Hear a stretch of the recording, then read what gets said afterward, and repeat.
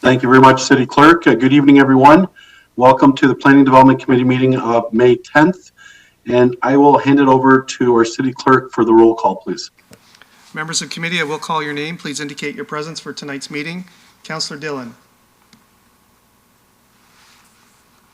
Councillor Dillon, I don't see is present at the moment. I'll come back at the end. Councillor Singh. Present. Thank you. Councillor Fortini. I'm here, Pierre. Thank you. Councillor Williams. I'm here. Thank you. Councillor Bowman. Present. Thank you. Councillor Paleshi. Present. Thank you. Councillor Willens. Present. Thank you. Councillor Vasante. I'm here. Thank you. Councillor Santos. Present. Thank you. And Chair Medeiros is present. Councillor Dillon, are you present? Mr. Chair, I don't see Councillor Dillon present at the moment, so we have 9 members present. Okay, thank you very much. Our next item, approval of the agenda. Do any members have any additional items for today's agenda? Okay, I see none. I do have a motion moved by Councillor Fortini to approve the agenda as that the agenda that the regular Planning Development Committee meeting of May 10th be approved. Is there anyone opposed to this? No. Okay. The motion carries. So meetings of municipal councils are in this case, planning committee, are to be open to the public for transparency and accountability. Our meeting will be continue to be as well. A few precautions: in-person attendance at this meeting is very limited. Members and staff are participating electronically in this meeting. The public can still access and participate in a meeting in a number of ways. Watching this meeting remotely through the city's live stream and playback of the archived video stream, registering with the city clerk's office as a virtual delegate to participate in a meeting, or submit questions regarding today's agenda business at city clerk's office at brampton.ca. And also the public can continue to follow important service and public health updates through the city's website, brampton.ca. Our next item is declarations of interest under the Municipal Conflict of Interest Act. Do any members have a declaration of pecuniary interest under the Municipal Conflict of Interest Act for any matter to be considered on today's agenda? Seeing none, the clerk will so note for meeting minutes. Consent motion. As part of our new consent motion process, I will read each agenda item that is subject to the consent motion, and any member may verbally identify the item to be held for debate during the meeting. Any item not held for debate to be considered as part of the consent motion and voted on for approval. Any of the following agenda items will not be subject to the consent motion for approval: delegations, presentations, added new business, member discussion items, and public question period. I'll start reading the relevant agenda items, and members can identify any items to be held for debate. Item 7.6, staff report, city initiated official plan amendment, second units, and zoning bylaw amendment.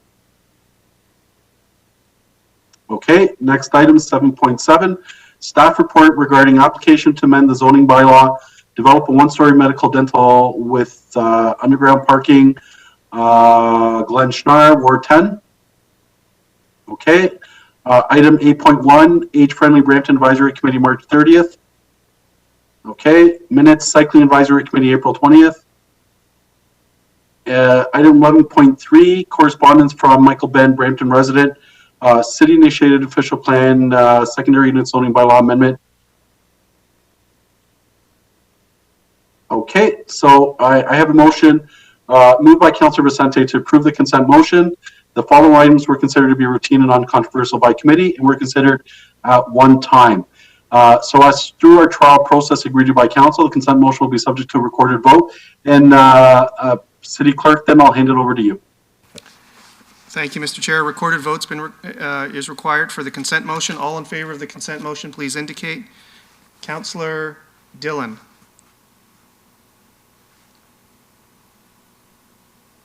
Councillor Dillon? I'll come back to you. Councillor Singh? Yes. Councillor Fortini? Councillor Williams? Yes. Councillor Bowman? Yes. Councillor Paleshi? Yes. Councillor Willens? Yes. Councillor Vasante? Yes. Councillor Santos? Yes. Councillor Dillon? Sorry, I was having some audio problems. This is for the consent motion. That's correct. Yes, yes. Thank you. And Chair Medeiros? Yes. Thank you. That motion carries unanimously 10-0. Thank you very much. Our next section of tonight's agenda is statutory public meeting items. As a reminder, this is a public meeting of the Planning Development Committee held in accordance with the requirements of the Planning Act of Ontario. The proposals to be heard at this public meeting are the result of applications made under the Planning Act. They are not proposed of the City of Brampton unless they are specifically identified as city-initiated proposals. Tonight, we do not have any city-initiated proposals for a statutory public meeting. The intent of this public meeting is to receive submissions from the public regarding these proposals. Given we have many persons watching this meeting through the city's live stream, we will have staff present each proposal subject to the statutory public meetings unless committee decides otherwise. After receiving any pre-registered delegations, members of the committee may ask questions for clarification, but will not engage in debate on the proposal at this time. Committee consideration of the proposal will occur at a future meeting when planning staff bring forward the final recommendation report on each proposal. The city has also posted to its website, brampton.ca, supporting information and documentation for these development applications for public review and reference. We will now proceed to consider one of the items on this evening's statutory public meeting agenda. After the consideration of these public meeting items, committee will deal with the balance of the agenda items on tonight's agenda. So our first item is item 5.1, application to amend the zoning bylaw to permit a residential development of 33-story tower located on a 5-story shared podium, Martin Way Bramley Project Incorporated. And I will hand this over to Daniel Watchhorn from the Development and Planning, Building and Economic Development team. Welcome, Daniel. Thank you and good evening, Mr. Chair, members of the committee, and members of the public. My name is Daniel Watchorn. I'm the assigned planner assigned to process and review this application. This application was submitted by Martin Way Bramley Project Inc. To amend the zoning bylaw. And the city file number is on your screen there. It's OZS 2021-0008. Next slide, please. So the application is located at 1685 and 1701 Queen Street East. It is located within the Queen Street Corridor Secondary Plan. It is south of Queen Street East and east of King's Cross Road, and that is directly across from Chinguacousy Park. And it is located within Ward 7. Next slide. So on your screen now is the proposal that we see. As identified earlier, the proposal is to permit a high-rise residential development consisting of 2 towers, 30 and 33 stories in height, on a shared 5-story podium. This is an application for a zoning bylaw amendment, which is a site-specific amendment just for the site to permit an increased height and density as to what is currently permitted.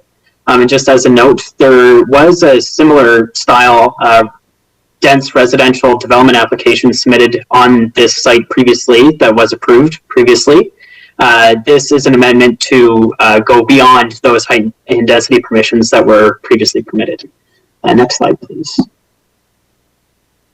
So what you see is the 240-meter public notice area that was directly mailed out to any properties that are within the area that you see on your screen for the public notice of tonight's public meeting. Notice was also provided within the Brampton Guardian newspaper and was posted on the city's website. So what you see here now is an aerial view of the site from the south. So as we can see a few landmarks as they can surround this property to frame where it is within the city. So we're directly south of Queen Street East. We are near the intersection of Bramley Road and Queen Street East, and directly south of Chinguacousy Park. And again, just east of King's Cross Road, where it comes towards Queen Street, but does not intersect there. Next slide, please. So now we can get a little bit further into the details of the proposal. Now that we've kind of introduced where it is within the city. So as previously stated, this is an application to amend the zoning bylaw. The proposal, again, is for 2 residential towers that are on a shared podium. The towers will be between 33 stories in height for the taller and 30 stories in height for the shorter of them, which is 101 and 90 meters respectively. Those are both on a shared 5-story podium. The tower floor plates are 748 square meters. And within these 2 buildings and podium, there's the proposal, it'd be for 704 residential units. To go along with that, there would be 663 parking spaces that would be proposed within a 4-story underground parking garage. There's shared amenity space for the residents that it's both indoor and outdoor, so within the podium and outdoor on the surface. And site access is proposed to be granted both from Queen Street East and from King's Cross Road. And then within the service road that is to the southern portion of the site that's coming from King's Cross, that is proposed to be designed in such a manner that it could extend to the adjacent properties should they come in for a redevelopment to provide further access to those other properties within this development block. Next slide, please. So now we are looking at the elevation drawings to get a better sense as to the architecture of the proposal. So what we see here is the proposed north elevation, which is what you would see directly from Queen Street East. Next slide, please. So this is the west elevation of the building. So this is what you would see from King's Cross Road. Next slide. So this now is the south elevation, which is what you would see from Kensington Road. And there is a medical building that is also between this building and Kensington Road. However, there's surface parking lot, so you would be able to see this from the street. Next slide, please. And so this is what you would see from the other side. So on the east side of this property is an existing Esso gas station, and this is what you would see from there. And next slide. So this is a 3D building rendering. So again, this is looking at it from Queen Street East, but in this model, this rendering, it's a bit easier to kind of understand the scale and how the setbacks of the podium and towers are proposed to work together to create the building mass that you see there. Next slide, please. So just as a quick summary of the planning framework, so we are dealing with all of the relevant provincial, local, and regional policy within this area. So this project is subject to the Planning Act, to the provincial, to the growth plan for the Greater Golden Horseshoe, to the Region of Peel official plan, City of Brampton official plan, and of course the relevant design guidelines that we will all use in tandem in the evaluation of this proposal. Moving on to the specifics of the local policies as they apply here. So within our official plan, the subject site is designated as central area. So the central area designation in the official plan generally contemplates a wide range of high density land uses, including residential, employment, entertainment, cultural and institutional, which all are supposed to go together to support the development of a vibrant city center. The objective of the central area is to serve as the heart of the city and to attract new residents, employments, and tourism. And if an amendment to the official plan is not required for this project. Next slide, please. So we're now looking at the secondary plan designation. So this is within the Queen Street Corridor secondary plan number 36. And this again is a central area mixed use designation within the secondary plan. This permits a generally similar range of uses as what is permitted in the official plan within the central area. Of note, there is a maximum floor space index, and the floor space index is essentially a measure of density, where is the ratio of the area of the building to the area of the property. So there's a maximum of 2.0 within the secondary plan. However, that can be adjusted through the site-specific zoning amendment process. And as we'll see, this proposal does go beyond that floor space index in terms of density, so more building mass on site. However, the policies within the secondary plan do permit that to be explored simply through a zoning bylaw amendment, which is why an amendment to the secondary plan is not required. Next slide. Thank you. So this is a zoning bylaw. So again, an amendment is required. So it's currently zoned downtown commercial, special section 2382. This was introduced through that previous development application that was on site, which was previously discussed. And those permissions permitted towers up to 89 meters in height, whereas we're looking for 101 here in this project. A maximum of 6.15 floor space index, so that would be 6.15 times the area of the site towards building the building size, and it permitted a maximum of 462 residential units. And again, this project is looking for a 7.0 FSI rather than 6.15, which is permitted, and 704 residential units rather than 462, which are permitted. There are a number of smaller kind of building standard type amendments as well, including building setbacks and whatnot. But those are the kind of large changes that are proposed through this project. Next slide. Yeah. So there are a number of issues that we're looking to continue to work through as we're processing this application. This is, of course, a public meeting. We will continue to work forward with the technical matters of this project to ensure that good planning occurs on site.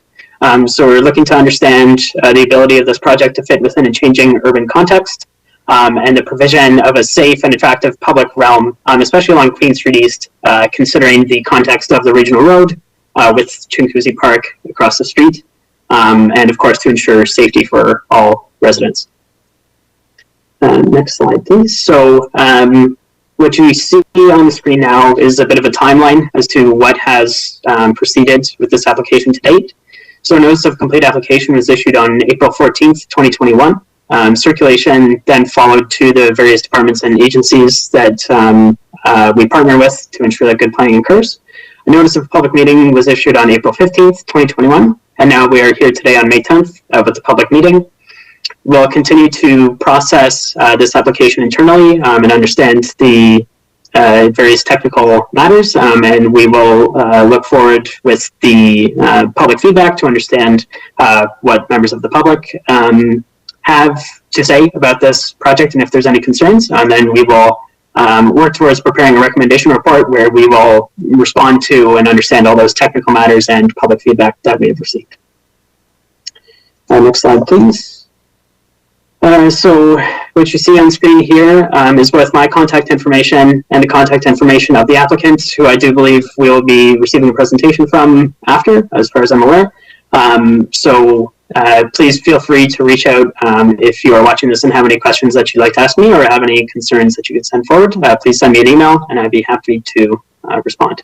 And with that, that's it. Thank you very much, Daniel. So now to the city clerk. Do we have any delegations today? Through you, Mr. Chair, yes. Michael Vanny from Weston Consulting on behalf of the applicant is present with a presentation. We're going to bring that up on the screen right now, as well as Chris Bullock and Harry Christakis on behalf of the proponent are present should there be any questions. So Michael, you can unmute your mic, and we have your presentation on the screen. You have 5 minutes.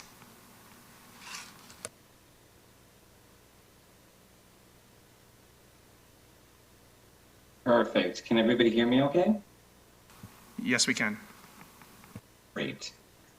So thank you, Daniel, for that fulsome presentation on our proposed development in the policy context. So my name is Michael Vanny. I'm a planner with Weston Consulting, and we are the planners for this project on behalf of Martin Way Bramley Project, Inc. As discussed, this property is located at 1685 Queen Street East, and the proposed development includes a zoning bylaw amendment application. So I will try and keep the presentation brief and just focus mainly on the development itself and go into a little bit more detail in terms of what's proposed at grade and some of the building elements, and just briefly kind of go over some of the policy context, given Daniel's gone through the majority of that. So next slide, please. So in terms of the project team, so we worked with a large group of sub-consultants that also assisted on this project in terms of working with us to prepare the necessary development applications, materials, reports, plans, and drawings to inform the development review. So on the screen is just a few of the names of some of the consultants that we worked with. The application ultimately required a number of architectural plans, noise assessment, shadow studies, architectural drawings, civil design plans, traffic assessments, civil engineering plans, and this is a bit of our team here. I'm also joined this evening by Chris Bullock, who's a representative from Martin Way, Grammarly Project Inc., which is the project developer, and Harry Christakis from HCA Architects, in case there's any specific architectural questions that come up from, committee or the residents this evening. Next slide, please. So I'll be very brief in this point, but the site is quite large and currently consists of 2 parcels. It's located at the southeast corner of King's Cross and Queen Street East. Currently has about 3 access points off of Queen Street, 2 for the most western parcel and then 1 for the more eastern parcel. And the overall size is about 1.83 acres. Next slide, please. In terms of the area context, it's located just south of the adjacent Chinguacousy Park. It's an area predominantly filled with commercial and mixed-use corridor, as well as many high-rise apartment buildings. And it's located about 600 meters walking distance east of Grammarly City Center and the Grammarly Bus Terminal. Next slide, please.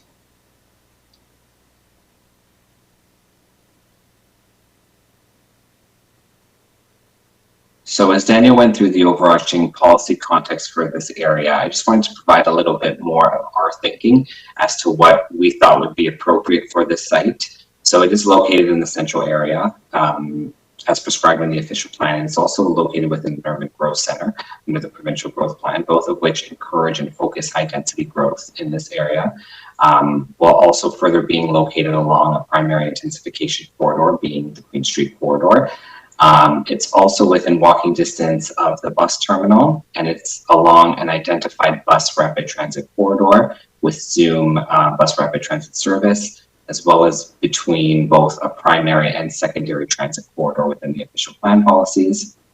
The zoning bylaw as well, which was previously approved, also does permit a high density residential development on this site. Consisting of 2 towers at 29 and 26 stories, and the proposed development seeks to increase the height modestly by about 12 meters per tower, which represents approximately 4 floors, while generally maintaining the overall density of the site, increasing it to 6.86 from 6.15, so a modest increase in density through some improved efficiencies on the building and the site layout. So given the overlapping policy framework, the area context, and the prominence of current and future transit infrastructure, the property is well positioned to accommodate additional growth and density within the central area. Next slide, please. So the proposal, as I said, includes 2 high-rise residential buildings at 30 and 33 stories, the taller of which is focused at the corner of King's Cross and Queen Street. The buildings will accommodate a total of 704 residential units, including a mix of bachelor 1-bedroom and 2-bedroom units. Overall, the development will have a floor space index of 6.86, as Daniel explained, which is a ratio of the floor area to the site area. In order to accommodate the future residents, 4 underground parking levels are proposed, containing a total of 663 parking spaces. The development will also include 3,280 square meters of amenity space, which equates to 4.6 square meters per unit of shared amenity areas. So that does not include private balconies. This would be shared amenity terraces and indoor amenity facilities, which I'll get to in a moment. Next slide, please. So the site has been arranged to include a 6-story podium along Queen Street. This will allow more prominence and more of a human-scale massing along the frontage for cars passing by as well as pedestrians. The 2 buildings have been oriented to ensure adequate tower separation is maintained between the 2 towers and abutting properties. So that would include a 25-meter tower separation between the 2 towers on site, and maintaining a minimum of 12.5-meter tower separation to the property line in order to not inhibit the future development rights of any of the adjacent parcels. The primary access to the site is located off of King's Cross Road, while a secondary right in, right out access is proposed off of Queen Street. Next slide, please. The primary building access points to the podium and the individual towers are located off of the centralized courtyard and drop-off area, which is at the southern portion of the site. At the northwest corner of the site is also a prominent public plaza, which is proposed to animate the streetscape and provide a sense of place. The majority of the building's indoor amenity areas are concentrated along the ground level of the podium to further animate the streetscape. These amenities include a pet spa, co-working hub, meeting rooms, multi-purpose rooms, party rooms, a yoga studio, and a fitness center, while other amenity areas within the building include a club lounge, movie room, and some media space. As Daniel also described, there is the potential for a future access connection to the east and a shared access from the southern driveway that comes off of King's Cross Road. Next slide, please. So as discussed, the two buildings are 30 and 33 stories tall, with the taller of which being located at the corner of King's Cross and Queen. So at 30 stories tall, that's about 92 meters. And the building would ultimately have a height of 98 meters when including the mechanical penthouse and the architectural features at the top of the building. The other taller of the two is at 33 stories, which is 101 meters tall to the top of the roof surface, or 107 meters when accounting for the mechanical penthouse and additional architectural details along the roof. Also, the building, as I had mentioned earlier, the previous approvals were for a 26-story and 29-story tower at 80 and 89 meters. So we're looking at about a 12-meter increase for each of the buildings, which equates to about 4 floors. The architectural features are shown on the screen, which shows some of the building elevations. There would be architectural detailing between the podium and the towers to provide more distinction of the towers. As well, there would be balconies extending beyond the tower faces along all sides. Next slide, please. Here's another view of the building sections, which shows a bit of detail of how the towers would function, including the underground parking levels. Next slide, please.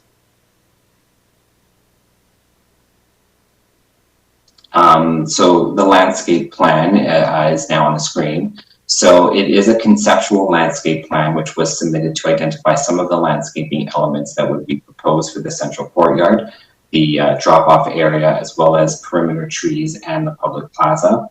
The details of the landscape design will be further fleshed out as part of a future site plan application, as well as a design review panel meeting that is anticipated to happen towards the end of this month. Next slide, please.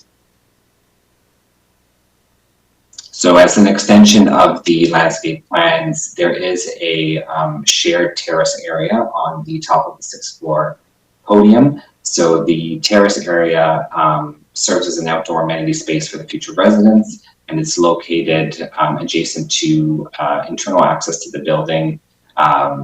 This building A, the one on the west side, which has access to barbecue prep areas. They will be well landscaped. Sunbathing areas, just general community areas, and some party spaces on the top of the 6th floor. There's also another shared terrace, which is located on the 2nd level facing the courtyard. Next slide, please. So on the screen is a conceptual rendering of the building taken from the northwest side of the building, just along the north side of Queen Street, adjacent to the Chitoozy Park. In closing, I just did want to thank Daniel for his presentation, as well as city staff in processing this application, and committee this evening for allowing us to present this proposal to you. I'm here to answer any questions that may arise, as well as the architect and the developer. And just in closing, I just want to thank everyone again, and we look forward to your comments. Thank you. Okay, thank you very much. And City Clerk, was there other delegations? Through you, Mr. Chair, there was not. The other representatives are with the proponent, and all we have is correspondence item 11.2, which there's 4 pieces of correspondence related to this item, but no delegations. Okay, thank you very much. I do see members of committee who have questions. As a reminder to use the chat function. Councillor Vicente. Thank you, Mr. Chair. Just a quick question. I lived in this area and know the area quite well when I was growing up in Brampton, and biked up and down King's Cross Road quite often. And so my question has to do with the function of King's Cross Road. In some of the block plans, and maybe the images just are a little bit misleading. So just for clarity, because some of the other images show the court still in place, will King's Cross Road continue to be a loop there at the end and not provide access to Queen? Or do the planners see that opening up onto Queen Street at some point in the future? Through you, Mr. Chairman, it's Alan Parsons here. Through you, Councillor Vicente, in speaking with the applicants just to receive confirmation of that point, it's understood that King's Cross Road is not proposed to be extended further to the north to have a formal intersection with Queen Street, but rather the cul-de-sac as is presently there would remain, and the accesses as noted within the presentations would be provided into the site from King's Cross and then from Queen Street as well. Thank you, Mr. Chair. I have no further questions. Thank you very much, Councillor Vicente. As I see there are no further questions. I do have a motion here moved by Councillor Williams to approve the staff report recommendations and applicant delegation, that the report titled Information Report Application to amend the zoning bylaw Martin Way Bramley Project Incorporated, Ward 7 to the Planning Development Committee meeting of May 10th be received, and that Development Services staff be directed to report back to the Planning Development Committee with the results of the public meeting and the staff recommendations subsequent to the completion of the circulation of the application and a comprehensive evaluation of the proposal, and that correspondence 11.2 be received. Is there anyone that opposes this motion? Okay, so the statutory public meeting for this item is now adjourned. We move now on to public delegations. Our first is item regarding Housing Brampton Housing Strategy and Action Plan. And I'll hand it over to you, City Clerk. Do we have any delegations, or I believe staff is requesting to do the presentation first? Through you, Mr. Chair, yes, there are 12 delegations registered. Normally, in accordance with the procedure bylaw, if there's a staff presentation, that's provided first for context, followed by the delegations, and then followed by debate on the staff reports. Thank you very much, City Clerk. So I'll hand it over to staff. And item 7.2, Housing Brampton Housing Strategy and Action Plan. So I will hand it over to staff, please.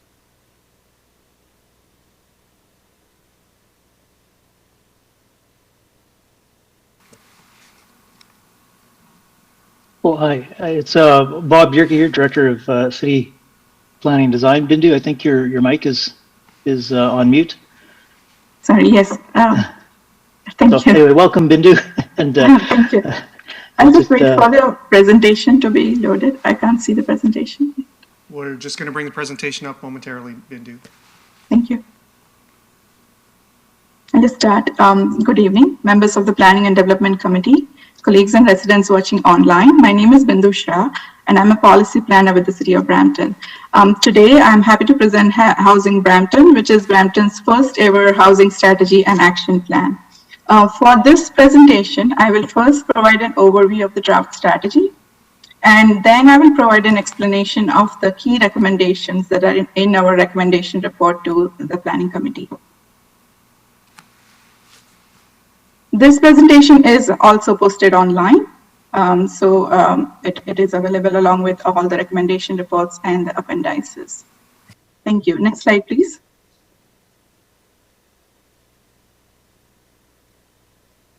Preparing a housing strategy is related to the creation of complete communities, a key component of the Brampton 2040 vision. City of Brampton started working on the strategy in 2018, and it is now ready for endorsement, and the implementation of this will start soon after. We are already working on some early deliverables, but once this is endorsed, we plan to start implementing all the rest of the items. The mandate of this document is to focus on facilitating the creation of housing affordability and choice. And the strategy has been developed in partnership with the residents, the Brampton Housing Advisory Committee, and numerous stakeholders who have so generously devoted their time and expertise. This includes staff from more than 11 city departments. We would like to thank each and every one of them. We would also like to thank the region of Peel, who supported us so well throughout the formulation of this strategy and for sharing a lot of data from the data center. Next slide, please. This strategy is formulated through public stakeholder engagement too. So the vision statement is a culmination of the input that we received from the stakeholders on what they want as the desired outcome of Housing Brampton.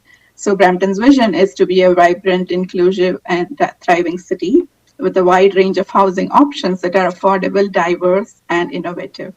Next slide, please. The structure of this document, Housing Brampton, it includes principles, big moves, and implementation roadmap. The principles are the overarching values that will guide housing development in Brampton. The big moves are the areas that we need to fundamentally focus for some change and a commitment to immediate action. And the implementation roadmap is the bridge between the strategy and the execution that will help Brampton achieve various housing goals. The recommendations of Housing Brampton have been reviewed by a cross-section of subject matter experts, including city and regional staff, the development industry, the non-profit sector, as well as our Brampton Housing Advisory Committee. Throughout 2019 and 2020, the city conducted a comprehensive internal and external stakeholder consultation. Next slide, please. The 6 principles that will guide the city's response to housing needs are listed here. Reduce barriers to supply of housing, make full use of regulatory tools, incorporate equity, collaborate with nonprofits, advocate for the right kind of housing, and demonstrate innovation. Next slide, please. The big moves are the focus items, and we need to really prepare an action plan and a strategy, and that is included in the document. Each of the big moves has a set of action items and deliverables, and with timelines and the participating partners.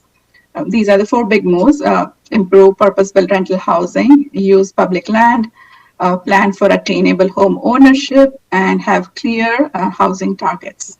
Next slide, please. The implementation roadmap, as discussed, will guide us throughout the 5 years of this plan. These are the items that we have landed on: bringing the community on board, having the right policies through the Brampton plan and the official plan projects that are going on, zoning for housing affordability, introducing new processes that are supportive of development, integration with other city plans, and a framework of incentives. Next slide, please. The next steps are the strategy. We will look at short-term, medium-term, and long-term action items that are introduced in the strategy document under various action items. And we will implement this through policy, zoning, programs, new administrative processes. Should the document be endorsed today, we will immediately start implementing the key items of this plan. Next slide, please. A number of early housing initiatives have been undertaken prior to the completion of this strategy. This includes a lodging house review and a possible licensing approach, and an infrastructure capacity analysis, additional residential policy review, and a concierge program for affordable housing developments. These are, and some others are meant to continue, and we will, as I explained, we will start implementing the other items as soon as this is endorsed. Next slide, please. The next few slides speak to some key recommendations in our recommendation report to committee, which is item 7.2 on the agenda today. So the numbers in the next few slides relate to the number of the recommendation in that report. Recommendation 4 of the report requests direction that staff incorporate the actions of Housing Brampton within various city initiatives, including Brampton Plan, zoning bylaw update, urban design guidelines, integrated downtown plan, and Heritage Heights secondary plan. Next slide, please. Recommendation 5 of the staff report seeks direction to advance the implementation of the regulatory tools that are identified in the strategy. Some of them include inclusionary zoning, density bonusing, and or the evaluation of a community benefit charge bylaw. And these are meant to facilitate affordable housing in development applications. Next slide, please. This slide shows potential areas for inclusionary zoning in Brampton. The city is awaiting the final inclusionary zoning assessment report to determine its approach to this tool. Brampton will pursue IZ to obtain affordable housing with due consideration for market impacts and offsets. Along with the policy development, the roles and resourcing requirements of the region, the local municipalities, nonprofit sector, and other stakeholders will be reviewed along with the review of the assessment report. It is expected that the consultation on the results of the analysis, the policy directions, and the draft regional OP policies will be undertaken over the summer and into the fall of 2021. Next slide, please. This slide shows section 37 amendments as they pertain to how to obtain affordable units as community benefits. Brampton is now receiving many applications across the city that propose high-density multi-unit developments beyond the permitted densities, and many of these request them. So there is an opportunity for Brampton to use Section 37 density bonusing and or the new CBC regime to obtain community benefits like affordable housing. For density bonusing, this can be in exchange of higher than permitted densities while ensuring that technical and public concerns are addressed. Next slide, please.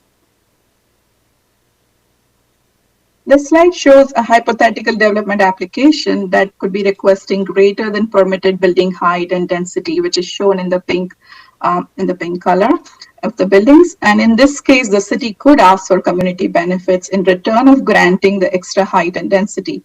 Some possible community benefits are shown here, including affordable housing, which you can see on the right side in the orange building block there. Next slide, please. Recommendation 7 of the report requests direction to prepare a community investment plan, which is citywide CIP for housing. Housing Brampton identifies a large citywide need for a range of housing choices, tenure, including purpose-built rental housing, affordable ownership housing, for many household typologies in Brampton, such as youth, single parents, seniors, large households. Staff believes that a citywide CIP will support market developers, private nonprofits, and charities in the provision of this kind of housing that Brampton really needs. Next slide, please. The citywide CIP can align with the city structure by incentivizing rental and affordable housing along key growth areas in the city, such as urban centers, town centers, public transit routes, neighborhood nodes, which will be part of Brampton's Brampton Plan city structure. The slide shows this draft structure, which is a draft right now, and it is proposed through the ongoing Brampton Plan exercise. Next slide, please. And so to prepare for the CIP, staff will prepare a report outlining a toolbox of incentive programs to be included in the CIP. The individual programs for council approval will be developed with implementation guidelines and corresponding budget. The toolbox will include the following and other tools. One is the DC incentive program. The other is the development application fee grant program. Next slide, please.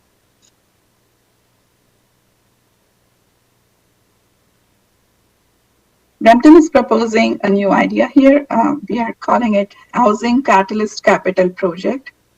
What it means is throughout the city's Housing Brampton strategy, we propose a number of new approaches and pilot ideas that will demonstrate new housing solutions to the residents of Brampton.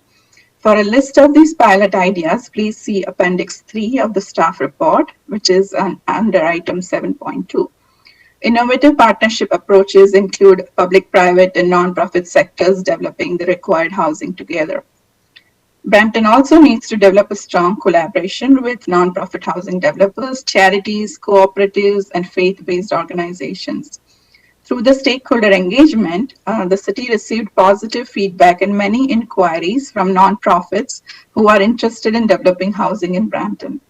So staff recommend that the city establish a Housing Catalyst Capital Project to deliver funding support to nonprofits in the delivery of these pilot projects. This will assist nonprofits in upfront costs associated with technical studies, design, etc. A total of $8 million is being requested in two parts. The first $4 million by a budget amendment, which is a supplementary report as item 7.3 on today's agenda. The next $4 million will be requested through the 2022 budget process. This amount can support around 10 to 20 pilot projects, possibly around 300 to 400 dwelling units, depending on the scale of the projects. Like the products for. Sorry, I can't hear you. Go ahead, Bindu. I think somebody's mic was on inadvertently. Okay, sure. This amount can support these projects depending on the scale of the project and the funding request. The capital project will cease to be operational once the total $8 million is exhausted. The implementation guidelines for the Housing Catalyst Capital Project will be developed and reported to Council for approval. Staff will prepare a program report on a case-by-case basis for approval of the funds for each pilot project. There will be a regular call for applications, and funds will only be granted to private, community-based, non-profit housing providers. Next slide, please. The Region of Peel is expected to launch a new Region of Peel Incentives Pilot Program on May 31st, 2021, with a total regional budget for capital grants of $7.5 million for the first round. This is expected to help support affordable rental units only, which are of a certain size and they meet the criteria developed by the region. Brampton has an opportunity to add its own incentives on top of the region's capital grants for projects that are based in Brampton as a stacking option. This can provide funding to create additional affordable units within the same program. Staff recommend that under the 2022 budget process, Brampton plan for a capital grant of $400,000 to incentivize an additional 10 affordable units of large sizes in the first year of the program. Depending on the uptake of the program, staff will bring forward annual budget requests through subsequent years' budget processes for Council's review and approval. Next slide, please. Brampton is committed to demonstrate innovation in housing, as discussed earlier. Some of the pilot project ideas are mentioned throughout the document. These can help inspire or facilitate creativity. They can also work to as education for the residents of Brampton and through co-design approaches. This will also serve our outreach and engagement goals. The pilots will provide also an opportunity to test new housing typologies and partnership approaches, and that will help the city formulate new regulations and policies for these typologies. Next slide, please. Non-market housing means emergency shelters, transitional and subsidized housing. This is generally managed by the Region of Peel in collaboration with other community housing providers. The region's Peel Housing and Homelessness Plan mentions housing targets for the region and for each local municipality. These targets inform the development of the region's housing master plan sites. Based on, so you can see on the slide, these are the annual housing targets from the PHHP. Staff believes that based on our new growth projections, growth allocation, new affordable housing needs, housing supply trends, income trends, we believe that the current established targets for housing in Brampton should be reviewed and updated to reflect the new data. This will also inform Brampton's share of the region's resources for non-market housing.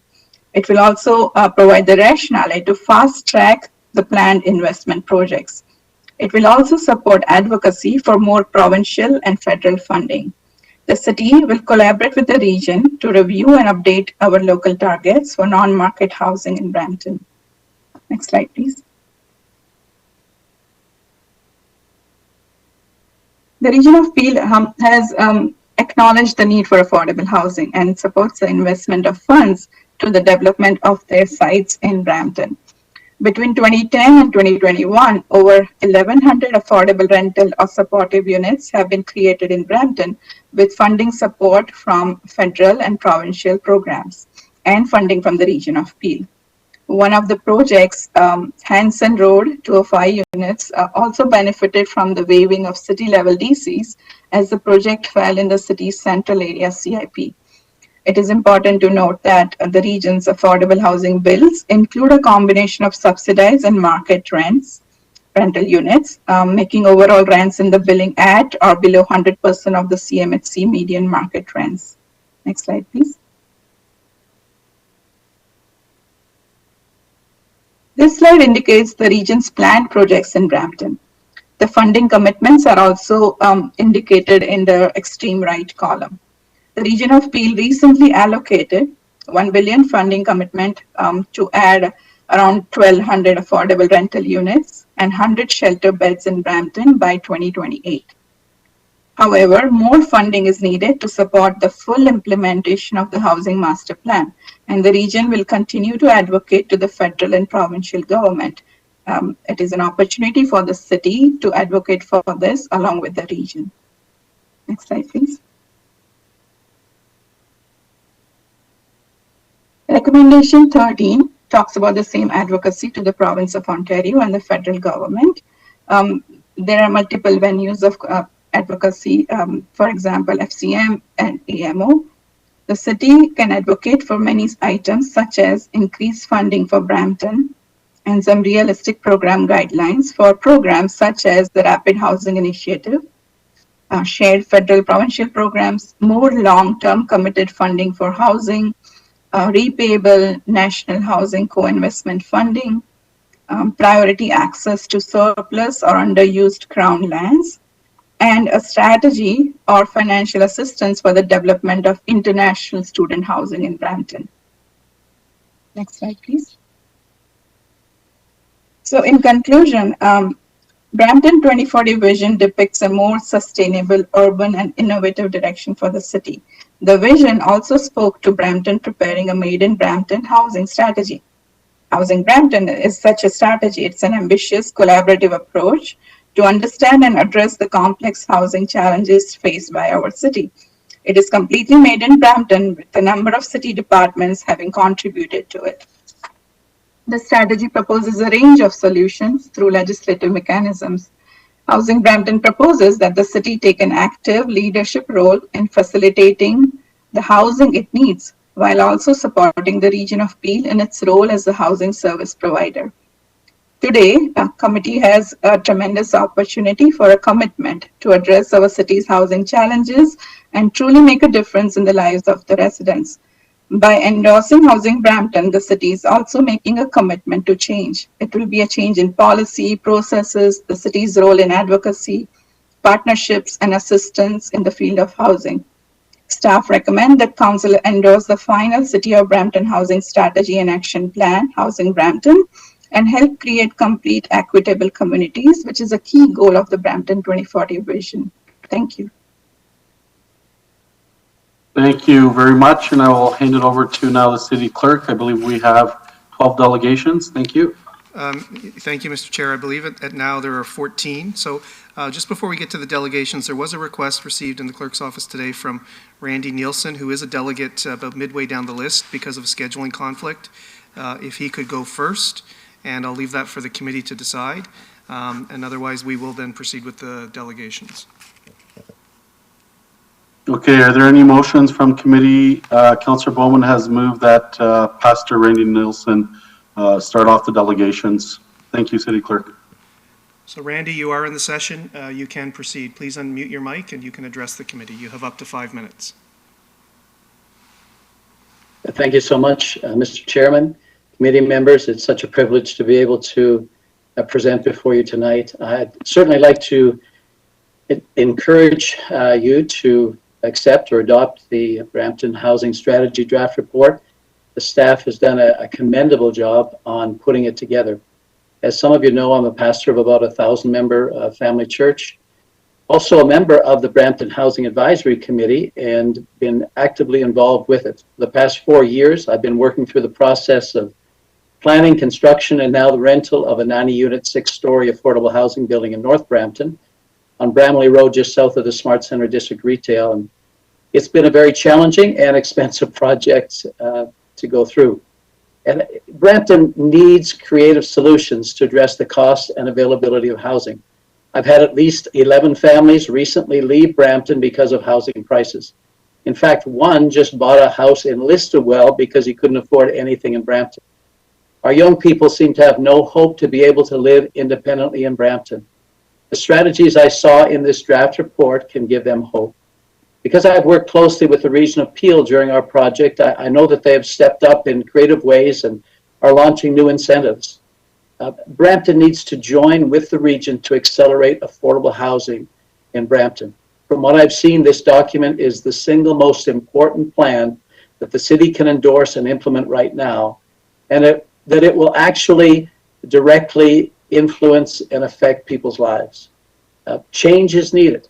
Let me give you one example. Our affordable housing building was required to provide parking for every one of the 90 small families that were there. In fact, 45 of them were on the centralized wait list. So we had to provide 45 parking spots, underground parking spots, plus surface parking for the visitors, with only 16 having vehicles, is what we found out, 35%. If we would have been able to reduce our parking amount, it could have saved us in excess of $1.6 million on the project. Direct incentives are also needed. Our area is the village core of Countryside Villages. There are 6 proposed mid-rise buildings adjacent to the district retail. With the great transit in this area, direct run to the Bramley GO station, this is an excellent area for a CIP.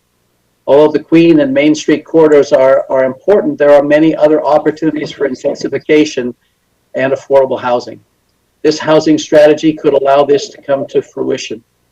It's not easy to provide affordable housing, and I believe stackable incentives are needed. I'm also part of the Area 48 landowners group, so I'm aware of Section 37 and the reluctance of developers to see the city use it. But we actually have a housing crisis. A balanced approach to using legislative tools while ensuring profitability for developers, I believe, can bring improved results. A study released recently indicated that the GTA is in the top 5 least affordable markets in the whole world, and we're part of that, unfortunately.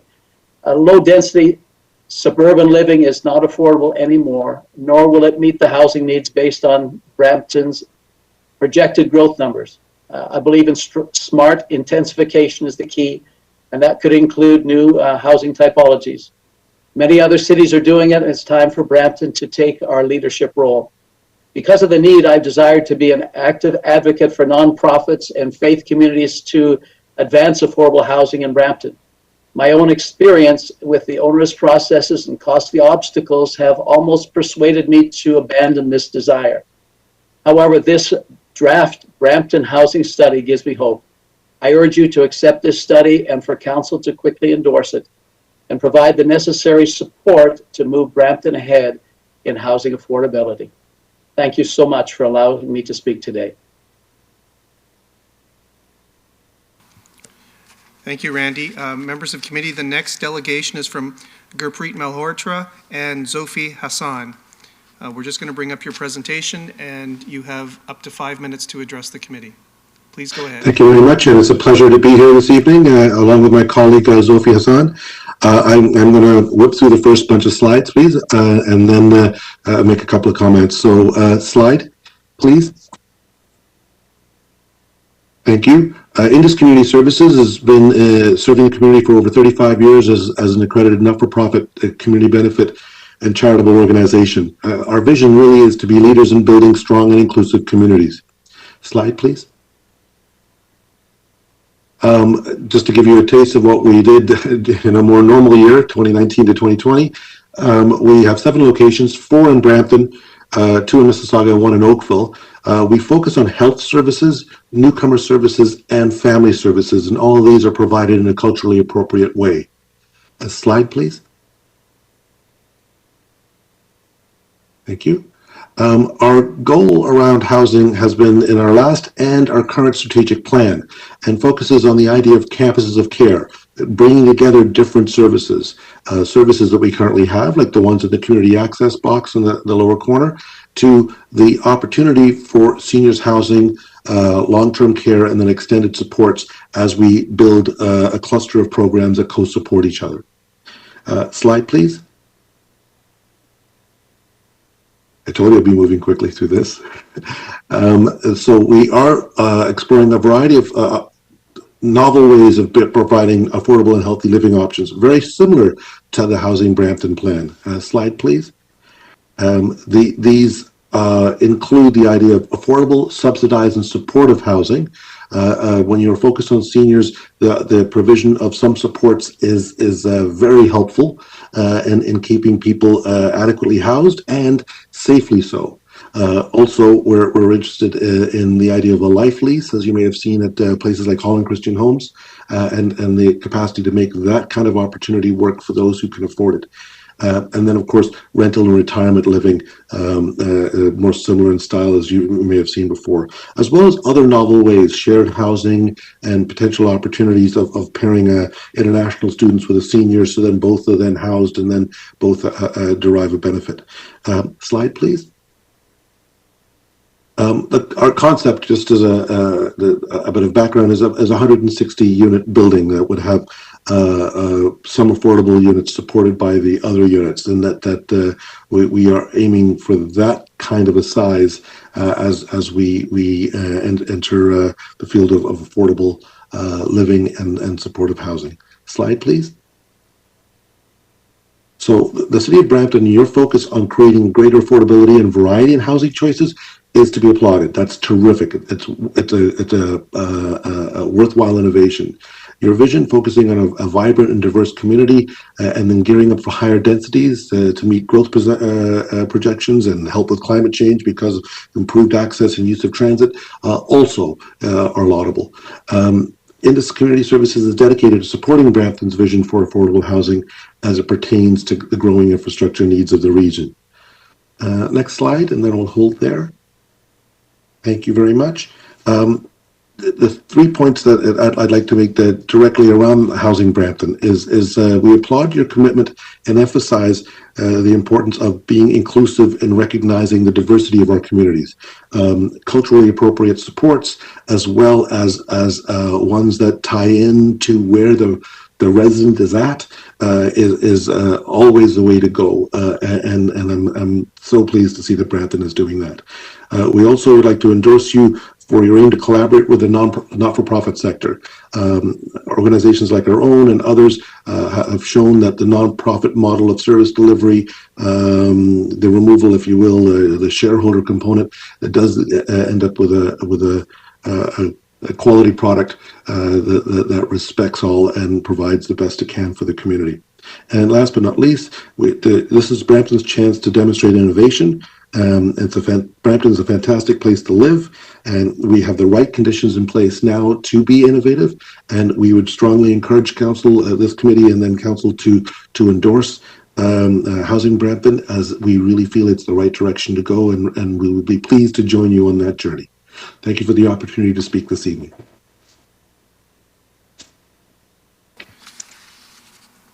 Thank you, Gurpreet and Zophie. The next delegation is from Thomas Fisher. Thomas, you have up to 5 minutes. Thank you, Mr. Chair and committee members, for the opportunity to delegate. Next slide, please. My name is Thomas Fisher. My background, I'm Vice President of Now Housing.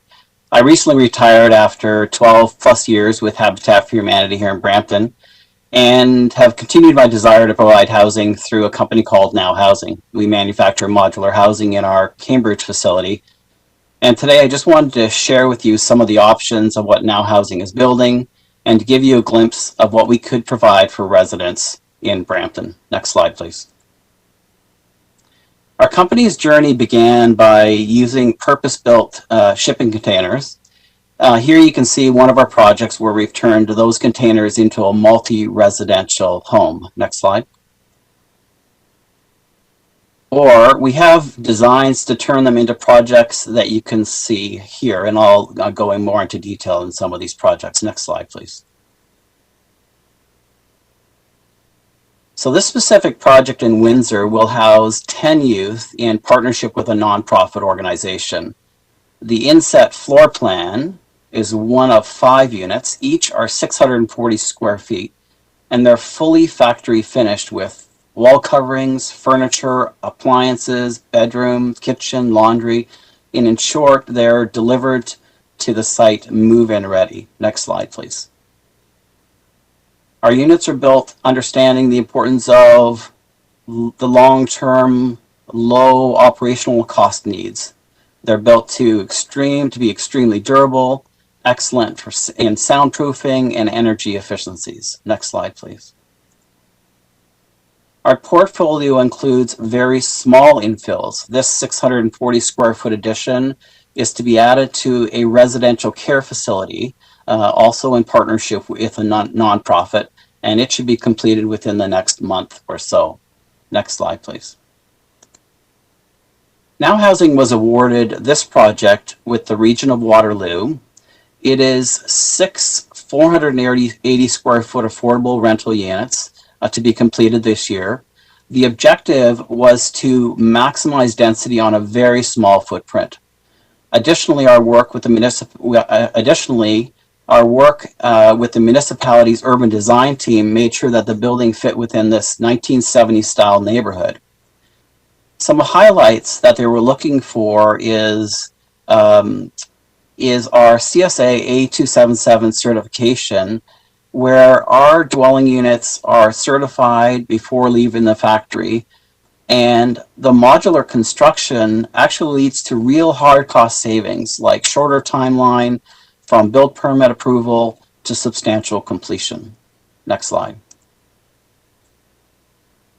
This is an example of a larger proposed project which contains shared amenity spaces and 36 self-contained one-bedroom, 480 square foot units. And in the inset image, you can see they have, they can have a very, very large bedroom, living area, and fully contained, self-contained kitchenette or kitchen and bathroom. Next slide, please. This is an 8-unit building on a footprint of only 64 feet by 20 feet. The inset floor plan is 320 square feet, and these bachelor units are well equipped with their own bathroom, kitchenette, laundry, all their appliances, integrated hot water, heating, and their own cooling. Next slide, please. Understanding the need for co-living arrangements, here we show a multi-bedroom sharing or shared living floor plan to support that co-living arrangement. The floor plan could be used in a multi-story building and serve as one of Brampton's pilot projects. Next slide. Unlike the previous slide, this last example shows an even smaller unit floor plan. Here you see a 160 square foot single occupancy unit where each resident would have their own bathroom and kitchenette and then make use of shared kitchen, laundry, etc. within the building. Again, all of these units are fully factory finished before being delivered to the site and craned into place. Next slide. So Now Housing's primary focus has always been on providing affordable housing. And so we really feel we fit well within Brampton's draft housing strategy. We look forward to working alongside the City of Brampton's housing team to provide affordable, diverse, and innovative housing. Thank you for the opportunity to delegate. Next slide, please.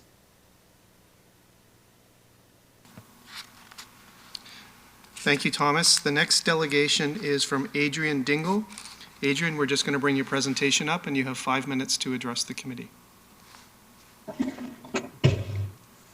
Thank you very much, everyone. Good evening, members of council, committee, and staff. My name is Adrian Dingle, and I thank you for the opportunity to present our progress in implementing Raising the Roof's Reside program within the City of Brampton. Next slide, please. This is just a quick refresher on the purpose of our program. Reside aims to prevent homelessness by using vacant property to create affordable rental units and employment opportunities in the trades throughout hands-on training programs. Next slide, please. The renovations of the vacant buildings are completed by social enterprise contractors like our Southern Ontario partner Building Up. These organizations provide training programs for community members with barriers to employment. Reside hires these organizations to serve as the primary contractor on our Reside homes, creating opportunities for hands-on training and real-life experience to support the education of the trainees. The finished units are leased to a social housing provider at an affordable rate, who in turn finds and supports tenants who are at risk of experiencing homelessness. Reside acts in this sense in a capacity similar to a private housing developer and facilitates the entire process from project management to arranging the financing required to create all of the affordable units. Next slide. To date, we've been working closely with members of staff in the planning and heritage departments to explore the feasibility of municipally owned heritage properties for the implementation of the Reside program. Of the portfolio identified, we've looked further into 2 homes that would be suitable for the immediate adaptive reuse through the Reside program. The Robert Curry Farmhouse located on Bovaird Drive West and the Crawford House located in Chinguacousy Park. Together, these projects could create over 100 new training opportunities in the trades and construction and up to 15 beds of new affordable housing rental stock in Brampton. Next slide.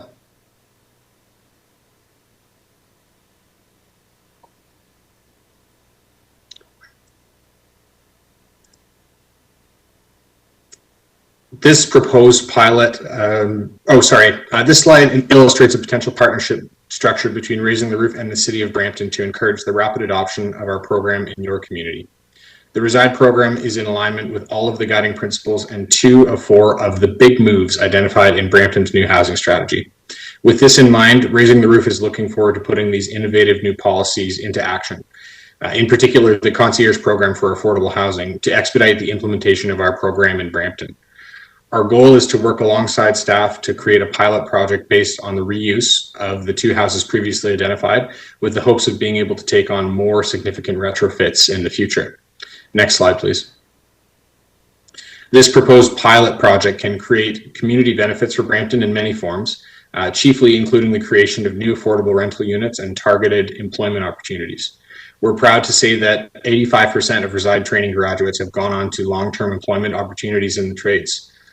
In addition to these primary benefits, these projects entail the local injection of national, public, and private funding opportunities and the preservation of 2 valuable heritage assets, complete with modern, high-efficiency, green construction materials and technologies. Next slide. Reside has proven its success and sustainability with a number of recent affordable retrofit projects taken on since 2018. One of which was completed at a heritage church in Caledon with support from the region of Peel and the city of Caledon. And we continue to contribute to community impact across Canada with our newest Reside building currently in design in Winnipeg. In addition, we have another building under construction, a single-family home renovation project that was recently purchased at a discount from the City of Toronto on a similar structure to those promoted tonight. Next slide.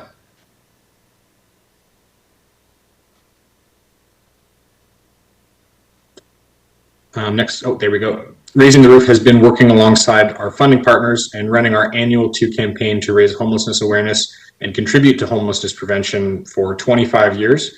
And we look forward to introducing these new potential projects in Brampton to our network in the very near future. Next slide, please. Thank you all very much for your time this evening. Raising the Roof is appropriate next steps in this partnership with the City of Brampton. It is very encouraging to see such an innovative and thoughtful housing strategy come to light in the city, and Raising the Roof is in full support of its immediate adoption. I'd be happy to answer any questions about our program right now, or please feel free to contact me directly for any more information. Thank you very much. Thank you, Adrian. The next delegation is from Mitra Maharaj. Mitra, we'll just bring your presentation up, and you have 5 minutes to address the committee. Please go ahead. Good evening, everyone. My name is Mitra Maharaj, and I'm here on behalf of Mizwibik Development Corporation to express our support for Housing Brampton housing strategy, and also to tell you what we do, what our programs are, and how we can work with Housing Brampton and the City of Brampton to increase affordable housing in the city. Next slide, please. The presentation today will cover our vision, a bit of background, some of our programs, some of the critical success factors we experience regarding creating affordable housing, and also working with the city to create affordable housing. And if time permits, maybe take some questions. Next slide, please. Mizwibik Development Corporation is a delivery agent for federal, provincial, and municipal funding in the Greater Toronto Area. Our vision is to strengthen our Indigenous community by providing opportunities that enable economic advancement in an environment supportive of Indigenous culture and identity. Next slide, please. In Ontario today, safe, affordable housing is in short supply. The problem is especially true for the Indigenous community in the Greater Toronto Area. In Toronto, although the Indigenous population is less than 2%, Indigenous persons make up more than 16% of the homeless population. In Peel Region, Indigenous households in core household need exceed 17% compared to an Indigenous population of approximately 1%. Mizwibik has been providing services to the Indigenous community in the GTA since 1989, initially as Mizwibik Aboriginal Employment and Training. In 2009, Mizwibik Employment and Training expanded to create Mizwibik Development Corporation, provide much needed affordable housing services to our community. Next slide, please. In 2007, the Ontario government announced the establishment of an Aboriginal Housing Trust Fund with funding of $80.2 million over 3 years. Following extensive consultation both by the provincial government and Aboriginal groups, MBDC was established to deliver off-reserve Aboriginal Housing Trust Program in the GTA. Next slide, please. MBDC serves as a pioneer for the economic advancement and self-sufficiency of the Indigenous community in the Greater Toronto Area. MBDC provides affordable housing opportunities that improve the quality of life for members of the GTA Indigenous community. In the past decade, MBDC and the Indigenous community has enabled the creation of more than 950 affordable housing units, including 220 rental units, 120 homeownership units, and 629 rent supplement units. Clients served by MBDC's funding projects are primarily working poor, persons precariously housed, and homeless persons. Please.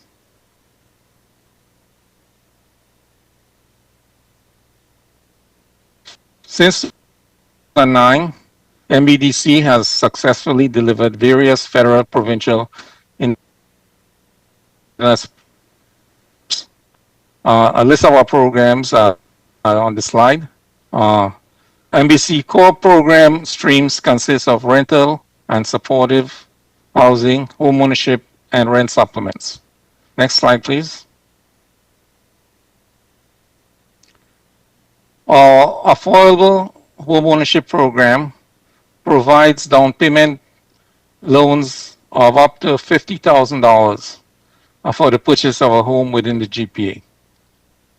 One of the key features of this program is that it also has a loan program whereby a revolving loan program whereby any profits from the sale of a home is reinvested in the program. Next slide, please. And here we have a testimonial, and I'll just read a part of it. Words can never express our thanks to the affordable housing, the affordable home ownership program. We have been blessed with a miracle. We now have been blessed with our own home. Miigwech, thank you and mercy. Next slide, please. Okay, the Indigenous Supportive Housing Program is designed to assist individuals who are experiencing homelessness and in need of affordable housing and support services to remain housed. In addition to addressing homelessness, people have an opportunity to access housing, education, training, and health services. Next slide, please.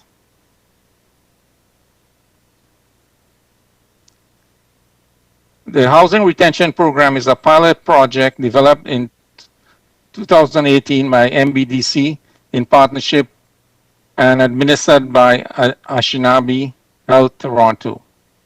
The program provides housing assistance to households facing eviction due to short-term financial difficulties and those experiencing homelessness. Next slide, please. The Indigenous Rental Housing Program provides funding of up to $200,000 to qualified Indigenous housing providers to create new affordable housing units in the GTA. Priority is given to projects which provide lower rents. Next slide, please. In terms of program results, you saw in an earlier slide, there's an increase in the affordable housing stock. It also increases equity for the Indigenous housing providers in the community. And the next two slides are some examples of our projects. We have, for example, Anishinaabe Homes, Inc., which is a 22-unit acquisition rehab. This project provides affordable housing for families, seniors, and singles. Next slide, please. And here are two other examples. One in downtown Toronto, the Parkdale area, a 22-unit residence that provides affordable housing and cultural supports for Indigenous men in Toronto. It is located in the Parkdale neighborhood and close to all amenities. And we have another project, Wigwamin, within Wigwamin Incorporated. This 9-unit affordable housing project consists of bachelor 1 and 2 bedroom units developed by Wigwamin Incorporated. It is located near major bus routes, amenities, and green spaces. Next slide, please. Listed on this slide are some of the key success factors. I'll just mention a few of them in the interest of time. Certainly, identifying and addressing community needs, whether it's homelessness, home ownership, affordable rental housing, Indigenous community ownership of projects, and of course, ongoing partnerships with federal, provincial, and municipal governments for funding. Very important is availability of municipal incentives, and I've listed some of them there. For example, fast track approvals like the Brampton's Concierge Program, surplus land, rent supplements, And also very important for sustainability is some sort of post-occupancy property management plan. Next slide, please. On this slide, we have listed some of the potential ways we can work with Brampton to implement your affordable housing strategy. Advisory rule for Indigenous affordable housing policy, shared funding for Indigenous affordable housing projects, networking and shared contacts with Indigenous housing providers. Next slide, please. Here's a project that was developed almost 10 years ago in Brampton. It's at 628 Peel Avenue. And that's it for my presentation. Are there any questions?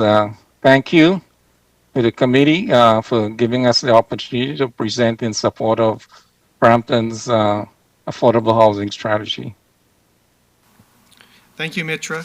The next delegation is from Dan Gurr.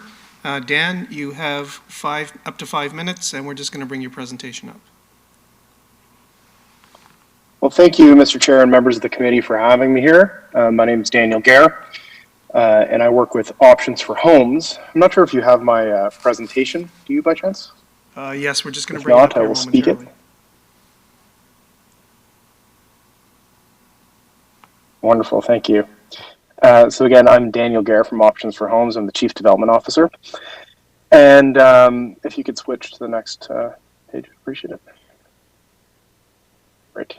So I'll get into what Options is, but essentially we work on the affordable home ownership side of the spectrum.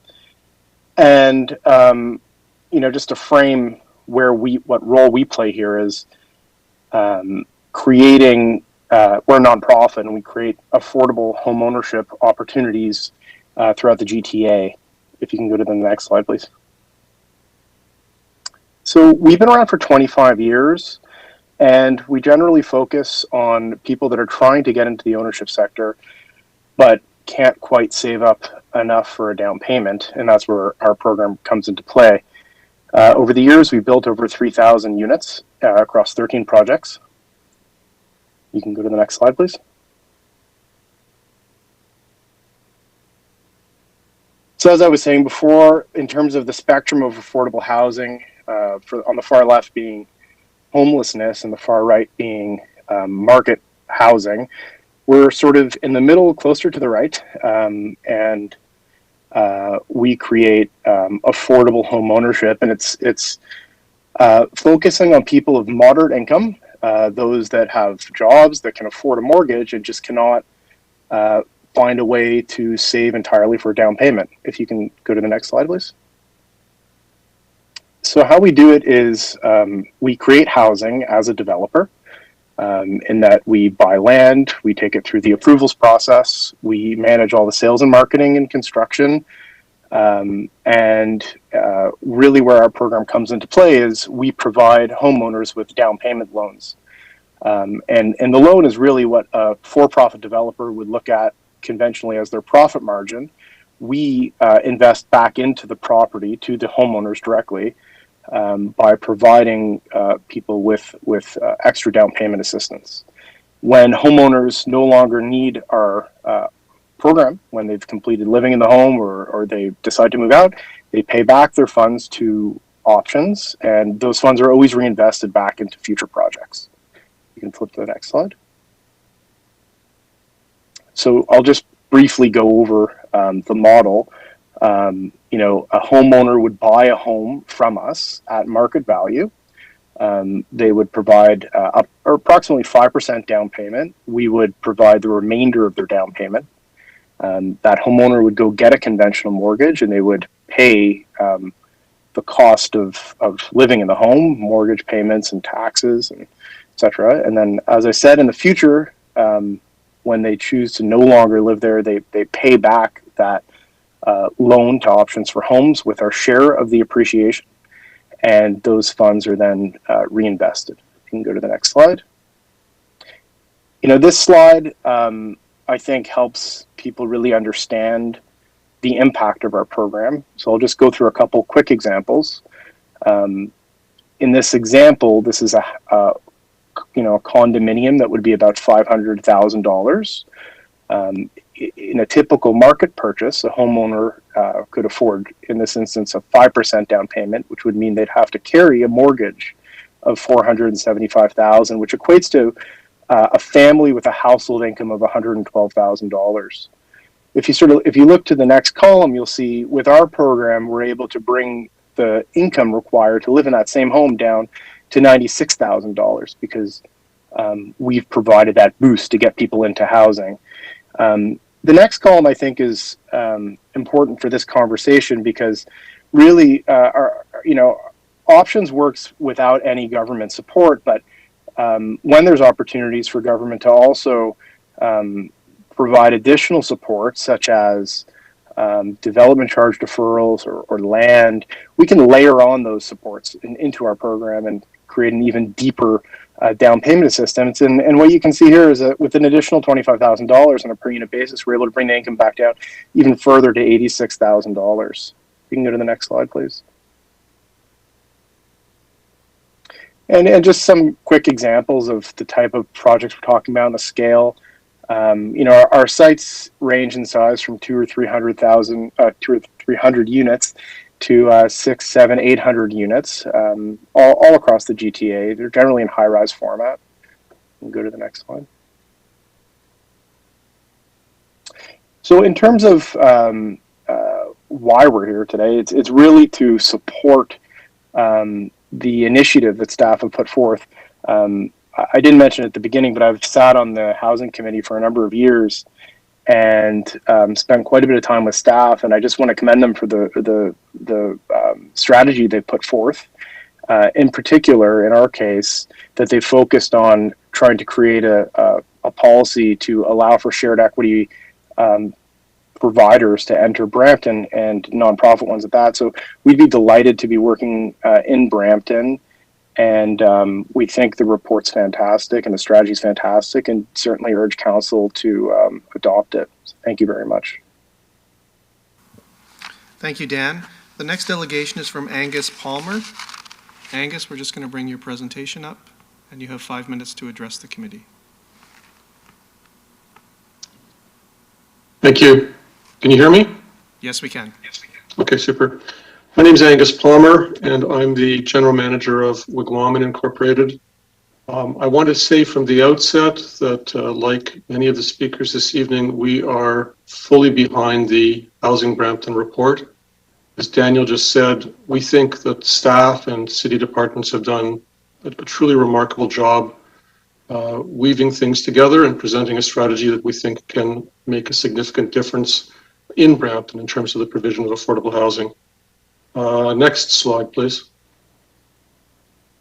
So in my remarks, which I'll try to keep to 5 minutes, I'd like to tell you a little bit about Wigwamen Incorporated. I'd like to speak to our unique value, what I think is our unique value. I'd like to give you some background on our approach to affordable housing, and I'd like to talk about working together with the City of Brampton. Next slide, please. So Wigwamen is Ontario's oldest and largest urban Indigenous nonprofit housing provider. A registered charity, we've been in operation since 1972. Our portfolio is in excess of 800 units. It provides housing for both Indigenous and non-Indigenous singles, seniors, and families, and provides a range of housing options from bachelor units all the way up to 5-bedroom units. And we would welcome the opportunity to work to develop quality affordable housing in Brampton, not only for the thousands of Indigenous individuals and families who call Brampton home, because there are thousands, but also for everyone else who needs affordable housing. Next slide, please. Over the past 50 years, Wigwamen has grown to be the largest and most experienced urban Indigenous nonprofit housing provider in all of Ontario. But it's not only the number of units that we've developed, it's also the quality of our management and supports. So for instance, in 2016, we were pleased to receive ONFA's Award for Excellence for the quality of our housing and tenant supports. And as I mentioned, not all of our buildings are exclusively Indigenous. Many of our buildings are truly multicultural communities. 20 Sewells Road, for instance, was recognized by CMHC. They awarded Sewells Road as, gave recognition as one of its best practices in affordable housing projects. Half of its units are drawn from the Indigenous community, with the other half being a veritable United Nations of tenants drawn from Toronto's coordinated access list. McGuaman's buildings are well managed, and we regularly score in the 80s and the 90s. City of Toronto has a rent-safe TO program where they inspect buildings, private buildings, social housing buildings, buildings owned by TCH. One of our buildings, in fact, is currently the highest scored social housing project in the City of Toronto. We have a track record of successfully partnering with a multitude of government stakeholders, developers, community agencies, and a record of successfully assembling the resources and financing necessary to develop affordable housing. Next slide, please. Our approach to development and expansion has included public-private partnerships, acquisitions, new site development, and intensification of existing sites. Next slide, please. Slide, please. So we have a number of projects which have been developed by way of public-private partnerships, and they include on the left, you'll see a 145-unit building which was developed as a legacy of the Pan Am Games.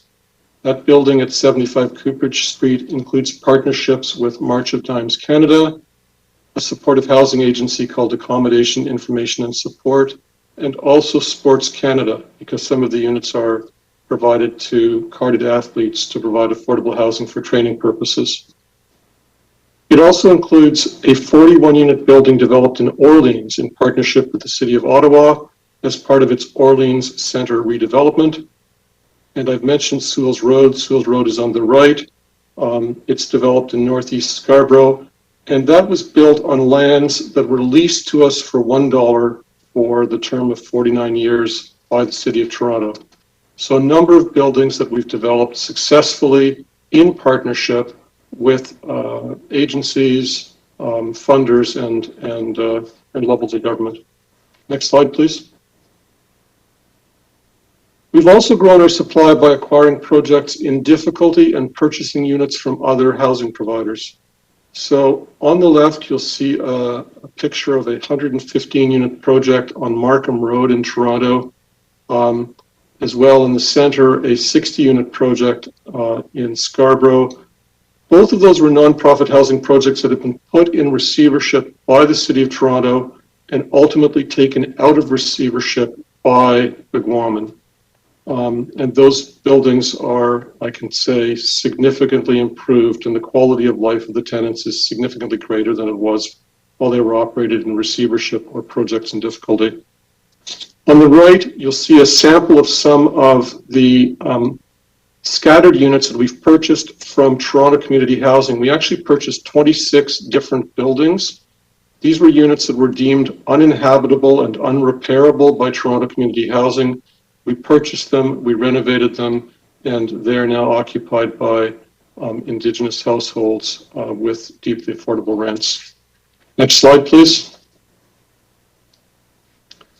This slide illustrates some recent projects undertaken with funding support from Misawabik Development Corporation, who presented earlier. On the left is a 24-unit expansion of a 103-unit seniors building. That 24-unit expansion was occupied earlier this year. And on the right, you'll see a building, you saw it earlier, I think, in the presentation by Misawabik. It's a 9-unit building on a site which previously had an aging fourplex. And we redeveloped that site. Next slide. So the need for affordable housing in Brampton is great, and we really strongly commend the city and its staff for the recognition of that need. We would welcome the chance to work with the City of Brampton to develop more affordable housing for both Indigenous and non-Indigenous communities. In particular, we'd be pleased to contribute equity, because we have a record of actually putting, in some cases, literally millions of dollars of our own equity into the projects. resources, and expertise to realize new housing development. We'd welcome the chance to explore opportunities for housing renewal and site intensification. And we'd like to build on the strong partnerships that we already have with agencies like CMHC and Mizuwabeek and develop equivalent partnerships with the City of Brampton. We look forward to working with the City of Brampton and its staff in the months and the years ahead. Next slide, please. Thank you, and Miigwech. Thank you, Angus. The next delegation is from Brad McCannell and Mike Greer. Brad and Mike, you have up to 5 minutes to address the committee. Uh-oh. Looks like my video's gone crazy. We push a button here. Hi, guys. Sorry about that. I didn't prepare a slide deck today, but I didn't want to miss the opportunity to tell you how proud I was on behalf of the Rick Hansen Foundation to be part of this effort and to congratulate the City of Brampton for taking such a strong leadership role in prioritizing access for people with disabilities, particularly in the area of housing, through the application of the Rick Hansen Foundation Accessibility Certification Program. You know, housing is so important. It's beyond just a place to live. The practical application of universal design to housing promotes intergenerational living. It creates a built environment that supports aging in place solution and encourages the active involvement of seniors and older adults in the community. That means a stronger community for the people in it and the community itself. It takes three things to create meaningful access in the built environment. The first thing you have to understand is who you're designing for. Just who are people with disabilities? It's not about a few wheelchair users. Over 40% of the population today benefits from an accessible built environment. And it's not about somebody else. Everyone will experience disability. Whether you're a young person and you break your neck skiing and you end up in a wheelchair, or you live to 80 years old and you need a walker and a hearing aid, everyone is only temporarily able-bodied. So all these issues affect everyone every day. The second thing you need to understand when you're building meaningful access is that you have to change management culture. You have to change the culture to understand that access is not a design decision. Access is a management decision. The management decides the target level of accessibility to be hit. And clearly the City of Brampton has embraced that and is understanding the cultural shift needed to include people with disabilities in all these issues. The third thing we need is the professionalization of delivery of accessible design. As an industry, we've been relying on advocates, well, forever. It puts the advocates in an impossible position because they don't have that experience in the built environment. The advocate's job is to identify the barriers and to identify the issues. The next step is to bring professionals in to bring national standards into play, to bring conditions and understanding how to resolve issues between disability groups. That takes a professional on site, and the RHFAC will deliver that to the City of Brampton by bringing in that professional overview, that the disability lens of the RHFAC. The RHFAC creates common language and common methodology that's needed to make accessibility measurable across projects, no matter what code you're under, what standard you're building under, or where it's constructed. And the timing couldn't be better from our perspective at the Rick Hansen Foundation, because we're currently involved with the CMHC and the CSA on developing new guidelines for residential construction in Canada. And so this is, one of the hallmarks of our foundation is our ability to connect different players and engage developers and architects and owners and operators right across the country. So we thank you for this opportunity. We're really proud to be a partner in the Housing Brampton initiative. Under this initiative, with the City of Brampton's help, we can take a giant step for creating real inclusive solutions in the housing market, and even pilot some of those solutions toward a national access strategy. Well, thank you for the opportunity. Thank you for the visions. Thank you for understanding that underpinning the focus on sustainability and underpinning the discussion around affordability is the critical need for access for the whole initiative, across the whole initiative. People with disabilities are everyone, and everyone are us. So I just want to thank you for this opportunity. I can't support this whole effort any further than I possibly am right now. I'm just excited to get started. Mike, have you anything to add? Yes, thanks, Brad. So I'm Mike Greer. I'm also with the Rick Hansen Foundation. I am the outreach and engagement specialist dealing with municipalities. So I have the great honor to have a lot of conversations with the City of Brampton and working with the Ontario Complementary Rating Program, and knowing that the city engaged with open arms and took a great leadership role in putting forward a lot of their facilities to get them rated under our program strategy perspective. I'm also a resident here in Ontario, so I live in the city of Guelph, and I sit on the advisory to accessibility committee. And I see a lot of site plans that come through the city of Guelph here. And we get to comment on those site plans, and we do a really good job, obviously, from an access perspective on accessible parking along those lines. But unfortunately, we see a lot of housing to come along these days that's just parking is accessible. The building units themselves are not accessible. And as Brad mentioned earlier on, we have 1 in 5 to soon to be 1 in 4 people going to have an acquired or have a disability in this country. That is tens of thousands of people within your city that are going to have some form of a disability. How we manage, design our buildings of tomorrow are going to be very important, because we do have multi-generational families that are taking up a lot of space in our housing side of things. We've got seniors who want to age in place, they want to stay in their homes longer. We want to deal with the people who live in those communities, who love those communities and don't want to move just because they can't access their house. So these are the important things that we have to start really thinking about and how we're designing our communities of tomorrow. And it was great that the city reached out to approach us here at the foundation to ask to be a partner potentially in this one. So as Brad said before, we're definitely in favor of this one, because we'd like to see Brampton continue to be that thought leader. And access is an important thing going forward. So with that, I say thank you very much. Thank you, Brad, and thank you, Mike. The next delegation is Martin Blake from Daniels Corporation, and with him is Anna Perez. And Martin will just bring up your presentation, and you have 5 minutes to address the committee. Thank you very much, and thank you very much for the opportunity to be here this evening.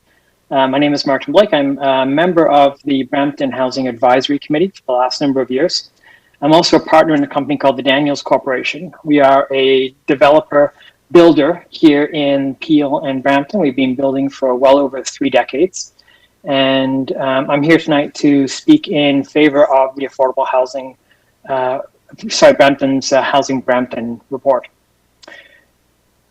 Specifically, we're very interested in affordable housing, affordable rental, and affordable ownership. And we like the report and the opportunities that it brings for us to be able to introduce affordable housing within our communities. This evening, I'll introduce one project that we're looking at and trying to find ways to be able to introduce additional affordability into this housing.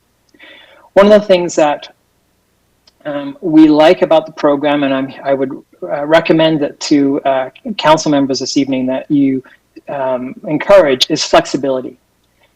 In the reports that we saw from some of the consultants who worked with a housing team on this project, they often spoke to the fact that different areas of the region, different areas of the municipality require different opportunities. When we look at our projects, we know that things change in affordability between these zones, and we very much encourage that flexibility when we start looking at these programs, including the fact that we can layer on programs. If you can go to the next slide, please. Project I'd like to introduce to you, excuse me, is Mount Pleasant Village. This is very close to the Mount Pleasant GO station near Mississauga Road in Beauvard. And it's a project that we're bringing to the marketplace now. We're very interested in making sure that we can bring affordability to this area. And we think that the proximity to the transit is absolutely key to making sure that we can create livable, affordable communities. If you can go to the next slide, please. Within this area, we're going to have a mix of housing throughout. As I mentioned earlier, we're very close to the Mount Pleasant GO station. So one of the things that we're looking for is to find ways to be able to bring a higher density to this area. we're actually looking at 6-story timber frame housing along the front, which would be along Beauvard, going back into townhouses as you've moved further north. We see these communities as being key for multi-generational opportunities for sustainability, a diverse range of housing options, because people are looking for family units all the way down to that single unit for maybe somebody who is retiring. Next slide, please. So we're here tonight because we wanted to talk about the vision, the principles that came from the report, and how much we support them, and how much enjoyment I had actually being part of the committee to talk about these things and to demonstrate projects. One of the things that we've seen over the years is that our success has come from the ability to look at established programs, established pilot opportunities, and say, here's how we can layer things together to make them successful. So thank you very much for tasking the staff with bringing this forward. Thank you for the support so far that we've heard about it. We very much want to use our Mount Pleasant Village project as a way to pilot opportunities, to demonstrate affordability, and to deliver new housing for people of all economic levels within Brampton as quickly as possible. Thank you very much for your time this evening, and that's the end of my report. Thank you, Martin. Thank you, Anna. The next delegation is from Marjan Lahuis and Anne Le Goulac. And we'll bring your presentation up, and you have 5 minutes to address the committee. Yeah, thank you very much, and good evening, members of council, committees, and staff. My name is Anne Le Goulac, and I represent the Kingdom of the Netherlands here in Toronto. I've been here for 4 years with a lot of fun. Together with my team, as well as my colleagues across Canada in Ottawa and Vancouver, we have the great mission to foster collaborations between our two countries, and we try to inspire each other. And that's what we're going to try to do in the next 5 minutes.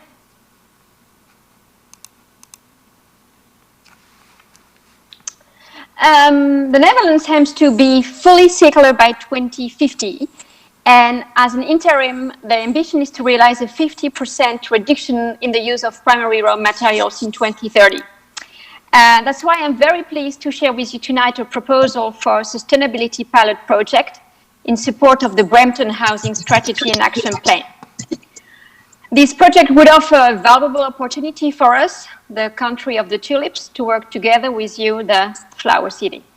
Thank you for your attention, and I would like to turn it over to my colleague, the expert, Marianne Lahuis, to explain the plan in more details.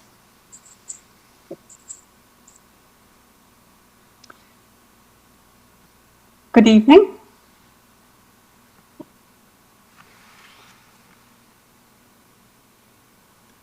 You can proceed, Marjan. Thank you, Peter. Good evening, members of the committee and staff, and thank you for the opportunity to present. My name is Marianne Lahuis, and I work as a senior economic advisor at the Consulate General of the Kingdom of the Netherlands in Toronto. And I'm very pleased to provide you with some more details around the Living Lab pilot project that we envision.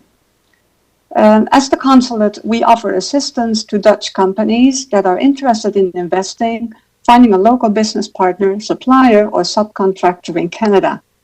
Besides organizing trade missions, networking events, webinars, and workshops, we also assist companies with the exploration and establishments of pilot projects. Next slide, please. Inspired by the Green Village, an initiative affiliated with the Technical University in Delft in the Netherlands, a living lab serves as a test bed to excel sustainable initiatives. The consulate and a number of Dutch and Canadian partners wish to explore the potential of developing a living lab pilot project built in the Greater Toronto area, with the following purposes: how Dutch sustainability efforts could be implemented in Canada or vice versa, how collaborating knowledge institutes could cooperate in data collection, and how sustainability initiatives could potentially be upgraded to larger marketable scale. Technology demonstration, research, testing, training and dissemination are key activities which would underpin the operation and development of the Living Lab pilot project. The intention is to work closely with partners from both the public and private sector, as well as academia and the nonprofit sector, to shape out activities and ensure that these have a positive impact on the community. Of course, the size and scope of the pilot project should be set up according to what the circumstances allow or ask for. Next slide, please. With the pilot, the aim is to provide an innovative and efficient energy concept by reducing the energy requirements to the absolute minimum through the concepts of passive house, supplying energy for the project that would come from renewable resources for its operations, and providing surplus energy and ideally deliver power back to the grid. Next slide, please. Furthermore, we aim to work with construction materials for the project that will reduce CO2 emissions through the reuse, recycling, and upcycling of materials, thereby reducing waste, the use of regenerative or bio-based materials, and innovative building and site design with material technologies that will address sustainability challenges for local, regional, and global situations. Next slide, please. Above all, the intention is to create a positive and sustainable living or working experience for all people involved. Next slide, please. What we are looking for is to partner with organizations in the GTA to initiate a Living Lab or passive house pilot project according to the local needs and requirements. As a partner, the consulate would be able to promote the pilot through its network, assist in recruiting the relevant appropriate parties and partners, assist in the communication between Dutch and Canadian parties during the initial phase of the pilot project, and disseminate information and results through an article, workshop, and social media updates. Next slide, please. We are currently working on a pro forma concept design with a developer that operates in Canada and the Netherlands to give hands and feet to our vision. We're also talking to Finch Building in the Netherlands, who are doing modular building, and together we all look forward to moving forward with our concept supporting the housing program. Thank you very much for your attention, and I'm happy to take questions. Thank you, Marjan and Anne. The next delegation is Patrick Chouinard, and we have your presentation. We'll bring it up momentarily, and you have 5 minutes to address the committee. Great. Thank you very much for the opportunity to present. My name is Patrick Chouinard. I'm the founder of a company called Element 5. We consider ourselves to be world leaders in the mass timber revolution, and we believe we're in a position to make a positive contribution to the affordable housing crisis in Ontario, and therefore we feel it's our obligation in order to do so. The image that you see here is of our brand new plant in St. Thomas, Ontario. Next slide, please. So we are an Ontario-based company. We were founded in late 2015. The photograph that you see on the left is of our brand new plant in St. Thomas, Ontario. It's quite a large plant. It's 137,000 square feet.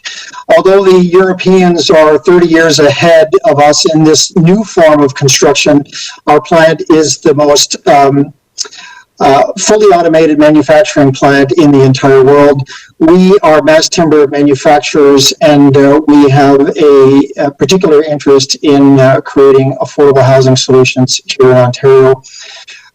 We are also vertically integrated with the Northern Ontario forestry sector, so all the materials that are used in our projects are sourced from Ontario FSC certified forests. Next slide, please. So as a company, we realized that Toronto had a serious affordable housing crisis, and we thought, Well, because of what we do, our ability to build buildings cheaper, faster, and create these wonderful, healthy, nurturing environments for people, we thought we may have a solution to the affordable housing crisis. So we put a consortium together of like-minded individuals, and we organized the group around one particular opportunity, which was for the YWCA in Kitchener. And we designed the building that you see here. It's a solid wood building. It's a 41-unit apartment building.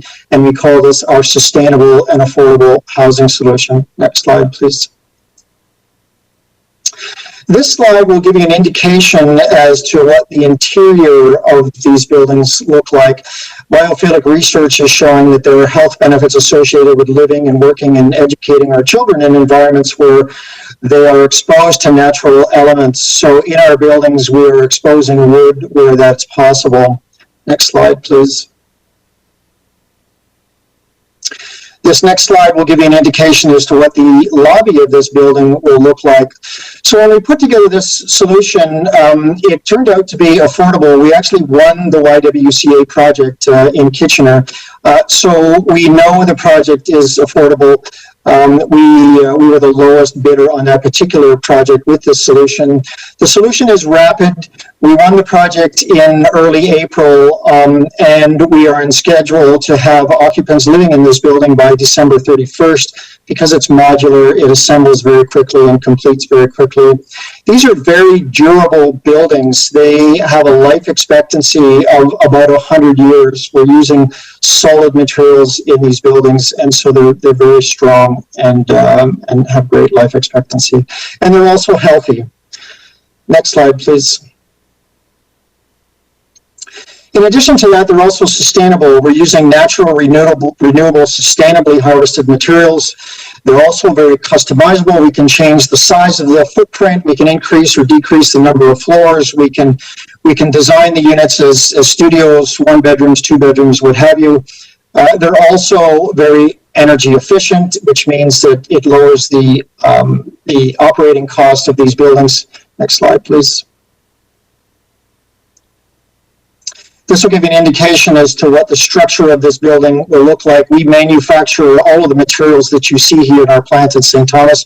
We use these solid wood panels for floors, walls, roof structure, and elevator shafts. And then we have a prefabricated envelope panel, that you'll see there on the left, which we use to quickly enclose the outside of the building. This particular building for the YWCA, a 41-unit apartment building, we can have rendered weather-tight in somewhere between 20 and 25 days. Next slide, please. For every project, we do a carbon impact study, and because we're building this project out of wood, the total carbon benefit for this project is 730 metric tons of carbon dioxide that would otherwise have been spewed into the atmosphere had this building been made out of concrete, which is the equivalent to about 154 cars off the road for a year. Next slide.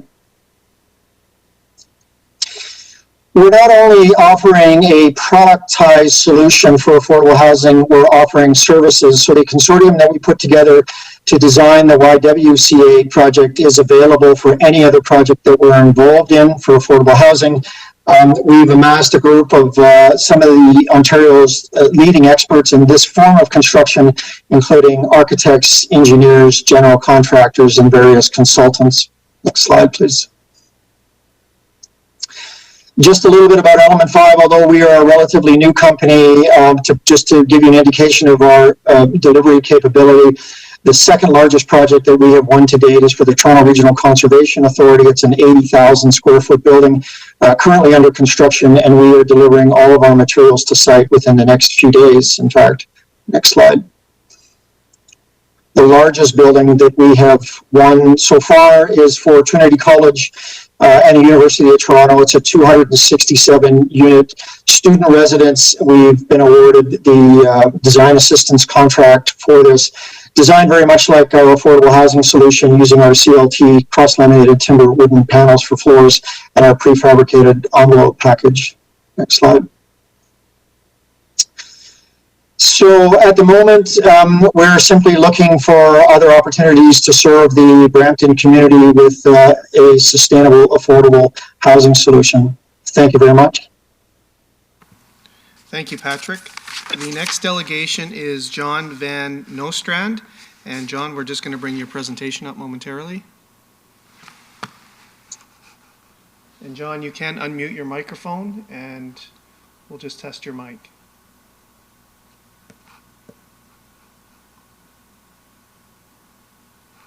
So John, I'm going to assist by unmuting your mic.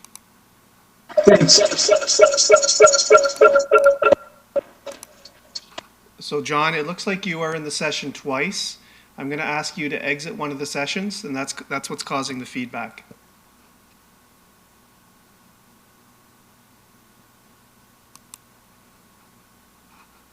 Okay, we're going to try again, John. I'm just going to unmute your mic.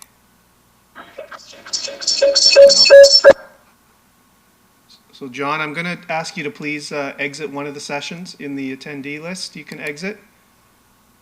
And we'll just try one more time.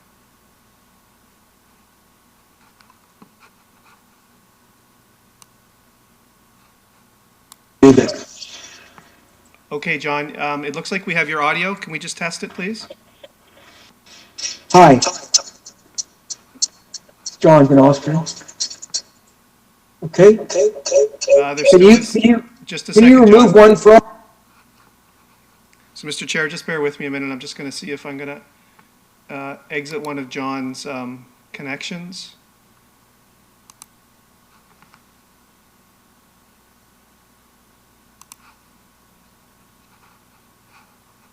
So, John, I'm just going to unmute your mic again. Go ahead, John.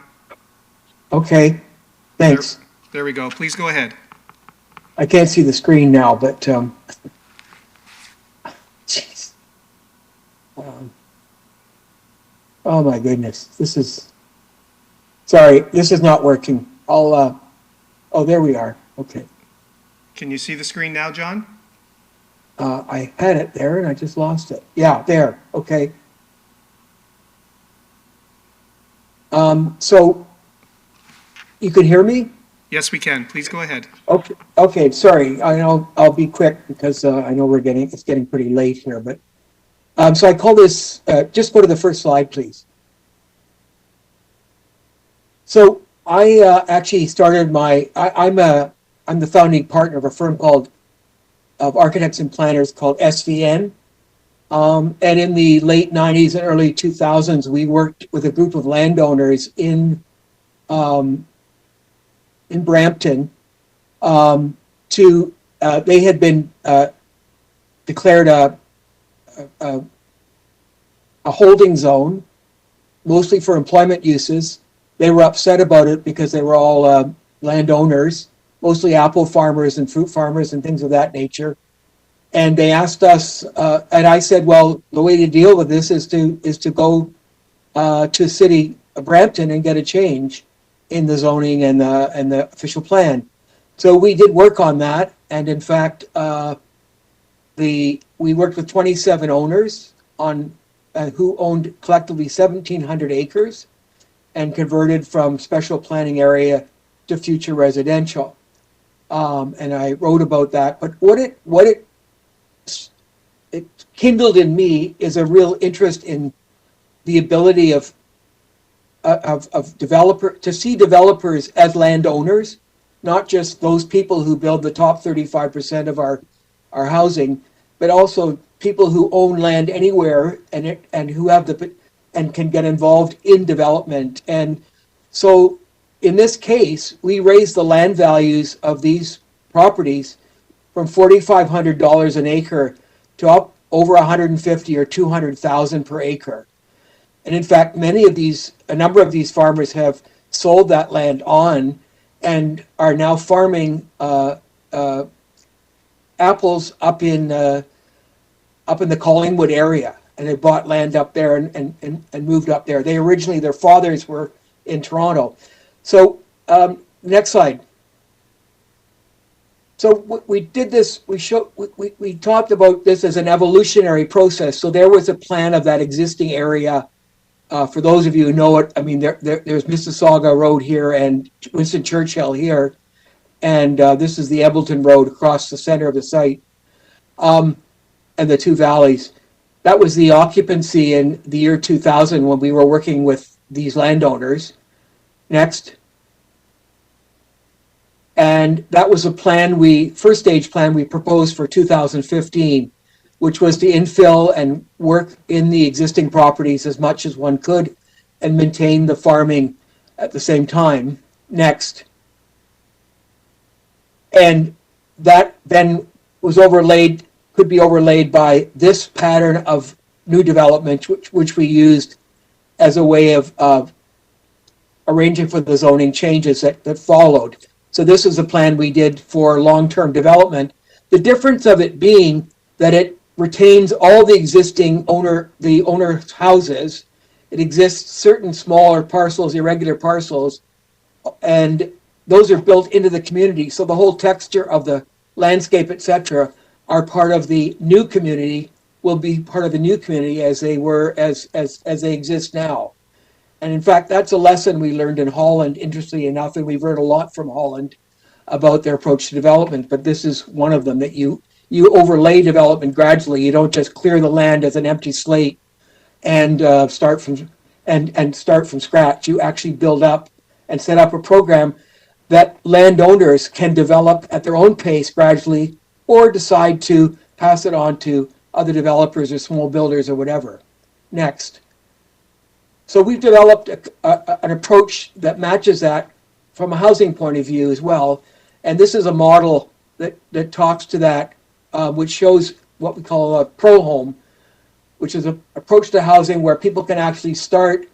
If you look at, they could actually start with a very small unit in the rear of their lot and use the lot for gardening. You may think that's crazy, but that's exactly what happened on this site originally with the Department of Veteran Affairs housing that was built in exactly this area.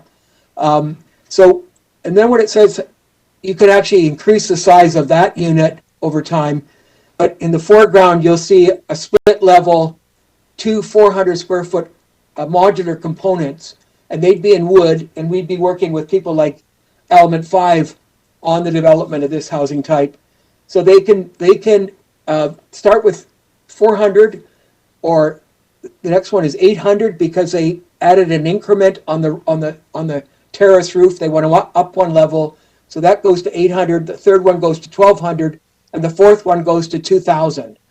So people may buy 2,000 square foot houses right off the bat, or other sizes, but all of them can be improved over time and enlarged as time goes on. And that's a very important ability that we think needs to be introduced into housing. Next. Next. Along with the idea, and this is a summary, this is a bit out of date now because it's from that period, but you can see the little building at the back was 100 A, B, C, D, E, F across the top. And we priced out the incomes that would be required if you had it built for you. I mean, if we did it as a developer for you, here's what it would, here are the incomes that would be required for you to own that house at that point in time. Or if you decide to build 50% of the house yourself or get a small builder to work with you on that, then the incomes drop that are required. And also we have a sublet unit in each of these houses. So that also allows people to sublet that and pay down their mortgage more quickly, or to use, sublet it when they don't need it, and then to use it when the letters move out. And finally, you could build 100% yourself because it's all the same modular. So I hope you get the picture that the approach is that people are actually involved in this themselves, but also small builders and also conventional developers. Next. And that's a sort of picture that we drew of what that would look like at the time. Next. Next. And more lately, we've developed an approach in a more conventional sort of larger housing types. And this is an example of that, 468 James in Hamilton. And I'll just take you through that quickly to show you how we approach that. So for us, there's really three elements: the land, the lots, and the infrastructure. So what you're looking at here is a floor plate in a building. We built, all of these are assumed to be condominium tenure. We are a for-profit, I might say, break-even developer. We're actually sort of a development facilitator because we work with other people to develop these approaches. And we have worked with, as I say, Element 5 in the Woodside, and we've actually been in touch with the Netherlands as well about collaborating with them because I think they're very far ahead of us in the housing field. But this is an approach where each floor of the building is subdivided into lots.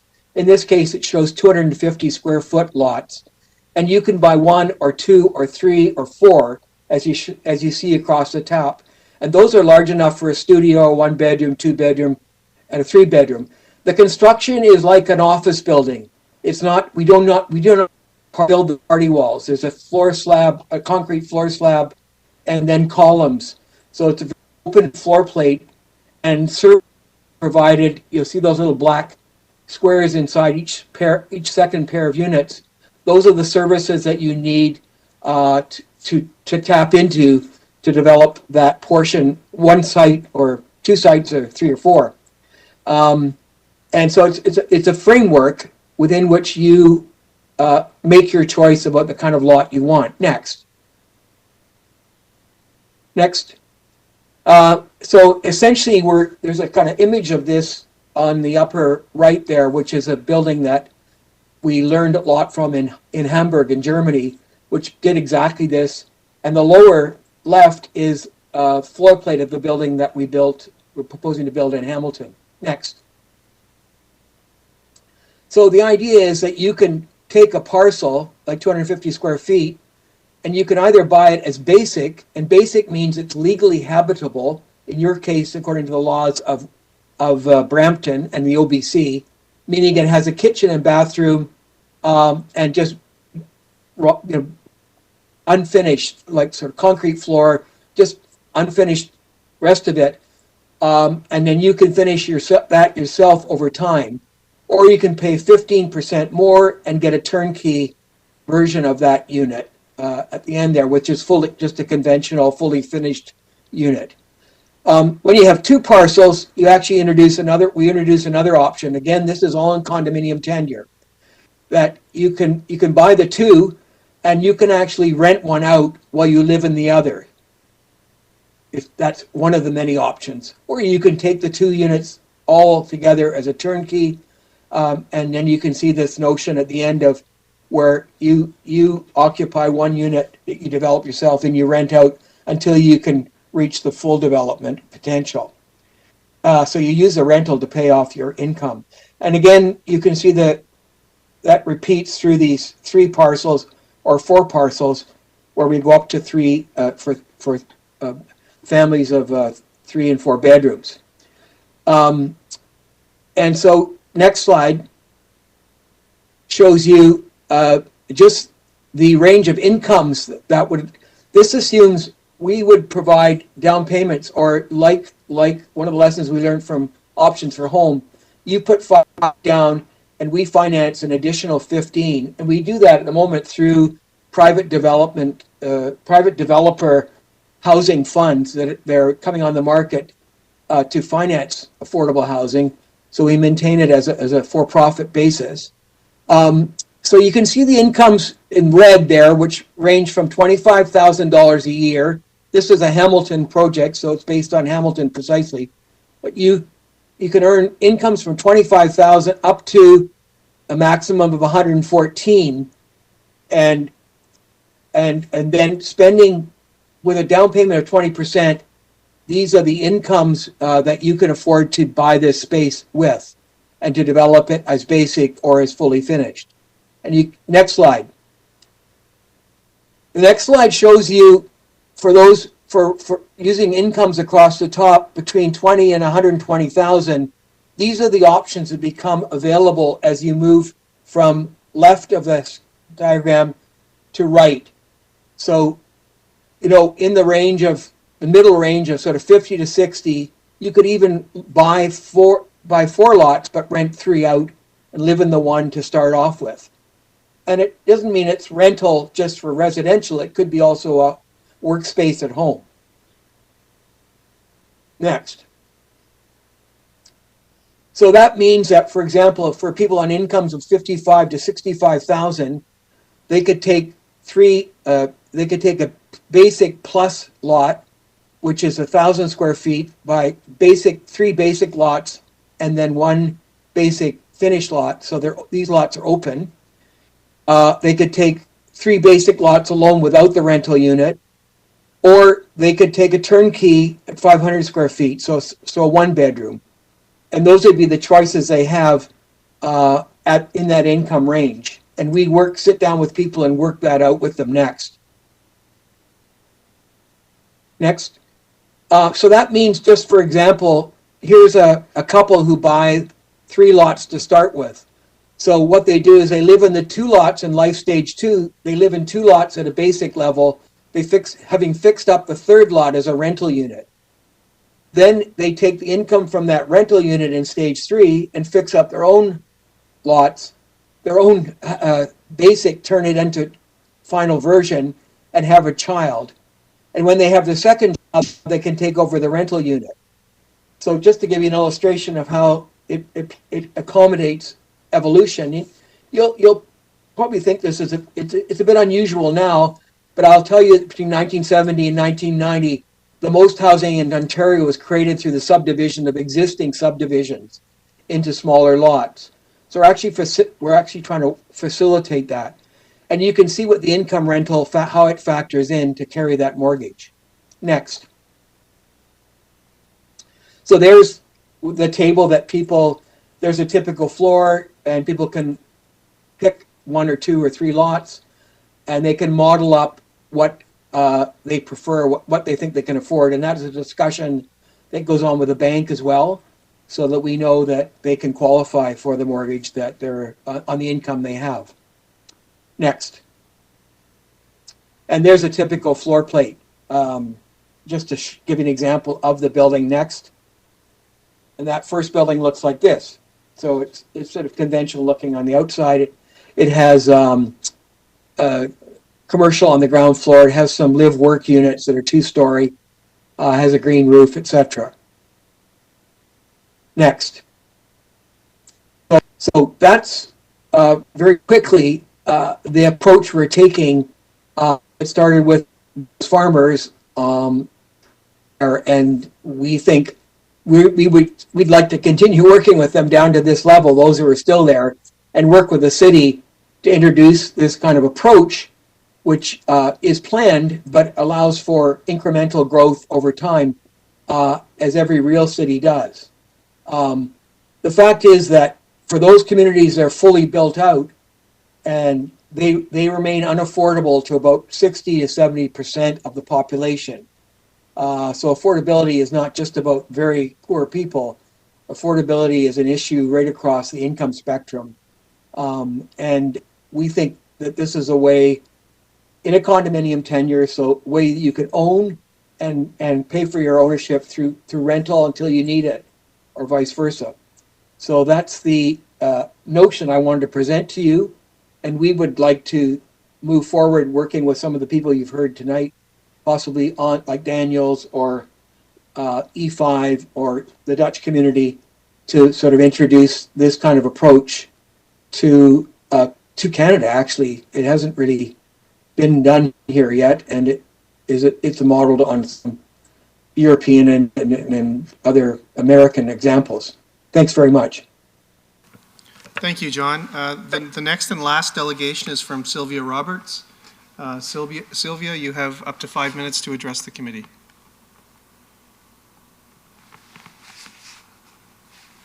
Can you hear me? Yes, we can. Yep.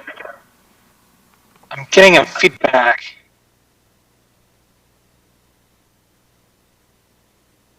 Hello, my name is Sylvia Roberts. I have been following the Housing Brampton project since 2018, since it began, and I think that was before the planning committee. Tonight is a solid foundation to build on. Since this project began, the situation has become much worse. As noted in section 5.6 of the report, 84,000 newcomers have arrived in Brampton in 3 years. It's more than the population of California. We haven't built anywhere near enough housing for them. We're going to have a dire housing crisis. That's put in work into this project. That's a lot. The only project that's bigger than the official plan and zoning review, which the city is working on. This can be seen by how long this item. This frankly should have been its own standalone meeting, because this is one of the most significant projects in the city. Council needs to give the team the resources necessary to carry out the plan and accelerate it. The problems are getting worse faster than we're addressing it. There's a lot to build on here, but the city really needs to pick up the pace. In the new official plan, the city needs to work with the housing and transportation perspective of affordability, because of how expensive transportation can be in Brampton. The city is currently working on a campaign regarding car insurance because of how crushing it is here. If a young couple needs 2 cars, the cost of the cars can be as much or more than the cost to own or rent a 1-bedroom unit. The cost to rent a 1-bedroom apartment in Brampton is around $1,650 for asking rents, and CAA estimates the cost to own a car at $800 a month for 2 people. That is $1,600 a month for owning 2 cars, compared to $1,600 a month for a 1-bedroom apartment. If a family saves $300 on housing costs, but they have to spend $500 more on transportation costs for a net change in their budget of minus $200, is this really an affordability improvement?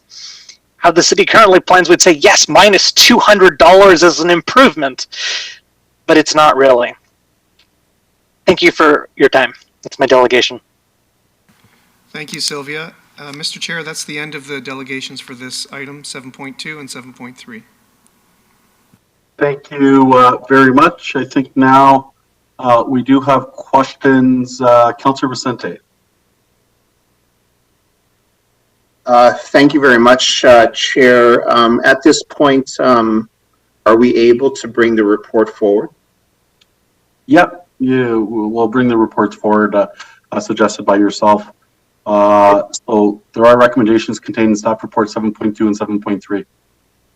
Thank you very much, Chair. I want to first of all thank all of the delegations for coming here tonight and speaking so passionately about this issue. It's like Sylvia said, this has really reached a kind of crisis point here in the city of Brampton, where affordability of homes and places to live has skyrocketed to such a degree that really folks who don't have the means to either pay large rent sums or to purchase a home are really struggling, and it's become very difficult. And so I want to thank the delegates for coming here and for giving their support to the work that has been done here by staff. And I also want to thank the members of the Housing Brampton Advisory Committee. They have been working with us and with staff now for several years to put this together, and I think that their contributions to this cannot be understated. And of course, really want to thank staff for collecting all of this information and for heeding the call from council that we need to come up with a strategy that's going to work, that's going to provide the city and our planners with tools and a toolbox of options that will satisfy the needs of the development community, the private sector, to partner with municipalities and to also provide more affordable options.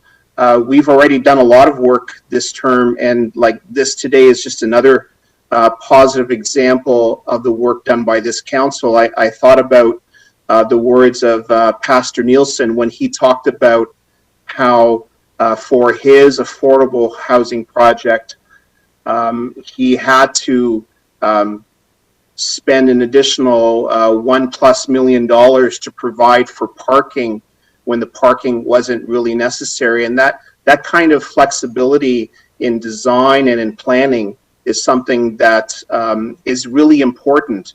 And we moved a project ahead earlier today where if you look at the numbers, you'll notice that there isn't a parking spot for every single unit, and that plays greatly into the affordability of that project, into making it work.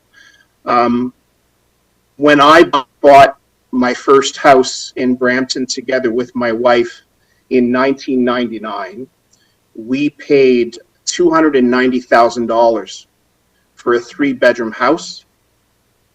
Houses in that part of Brampton today, 3 bedrooms, are selling for nearly $900,000.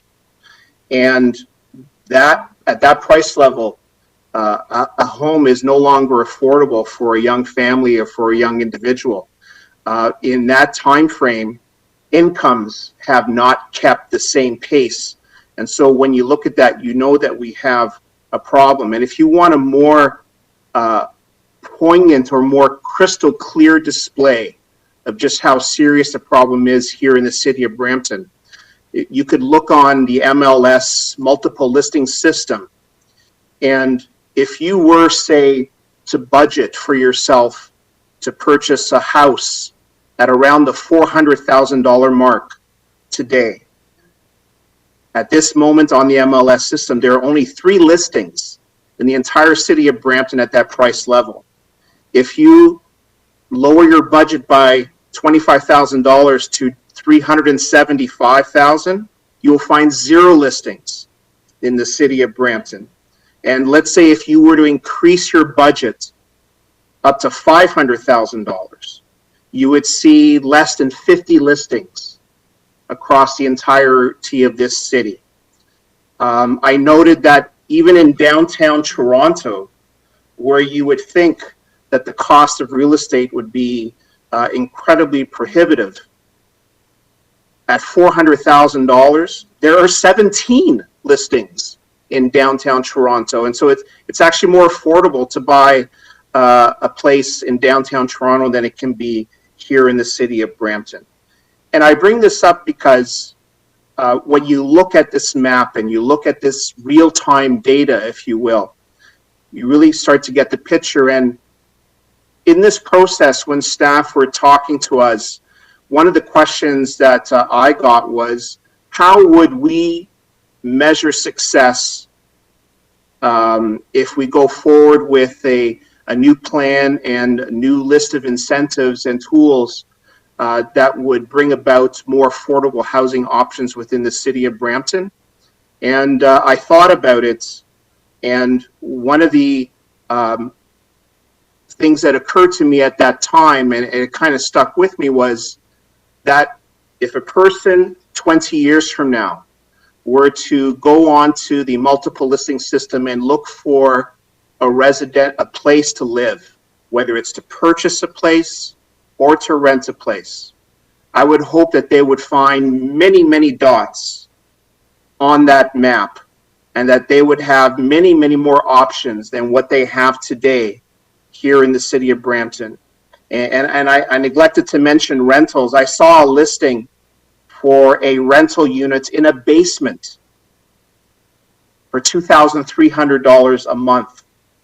And so it's getting out of hand. And so I want to again just thank the team for coming up with this.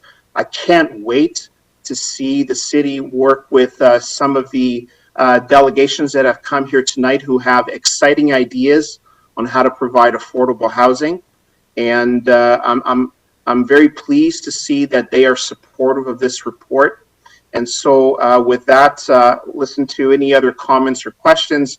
But Mr. Chair, it would be a pleasure to move the report tonight and receipt of the delegations. Thank you. Thank you very much, Councillor Vicente. Councillor Bowman. Thank you very much through you, Mr. Chair. Speaking to the report, 7.3, I'm just wondering, will funding be provided for groups that have been lobbying the city for years. And that's the question I've got for, we've had a number of groups come before city council and last council as well. We had Chris Banks and for the homeless vets, and we had people coming looking for property to build for regen. This is really nothing new. We've been talking about this since 2015, trying to get this type of development, trying to encourage these type of developers to come to this city. So I'm just wondering, how are we going to prioritize what groups are going to be considered first? So through the chair, Bob Gierke, Director of City Planning and Design. To the councillor's question, we're in discussions or working with a whole range of groups now, and this strategy will really give us some tools to unlock some of the proposals and approaches that they're coming forward with. What we're intentionally doing is trying to leave the flexibility open so that we can kind of define that as we go through the discussions with the different groups and find out what kind of supports would be most effective to provide to them to help get them over. And that will, of course, include, many of the groups you've mentioned that we've been working with over time. That have always had an interest in bringing things forward in Brampton, as well as new groups, I think. And the point, though, is to make sure we've got something we can come to the table with and ways we can respond to help support advancing some of the projects. I think it's challenging sometimes if we're at the table, we don't necessarily have much to work with apart from referring them on to the some of the CMHC programs and the Region Appeal programs. And that, of course, is still something we're fully going to be doing, working very closely with all the other groups that can pull resources together. But this will give us something to sort of help give those groups a leg up and get going. As we prioritize them, we'll be working through the various projects and trying to see which ones we can work with, which are going to take a little longer. And we'll be reporting back to council with that. But at this point, we want to make sure we've got the flexibility as open as possible. But the parameters are something we'll be bringing back to council to consider as we've got specific examples to discuss. Okay, thanks, Bob. And would a group like Habitat for Humanity qualify for some of these CIPs, knowing that they will own their homes and eventually sell them? Would they qualify for that as well?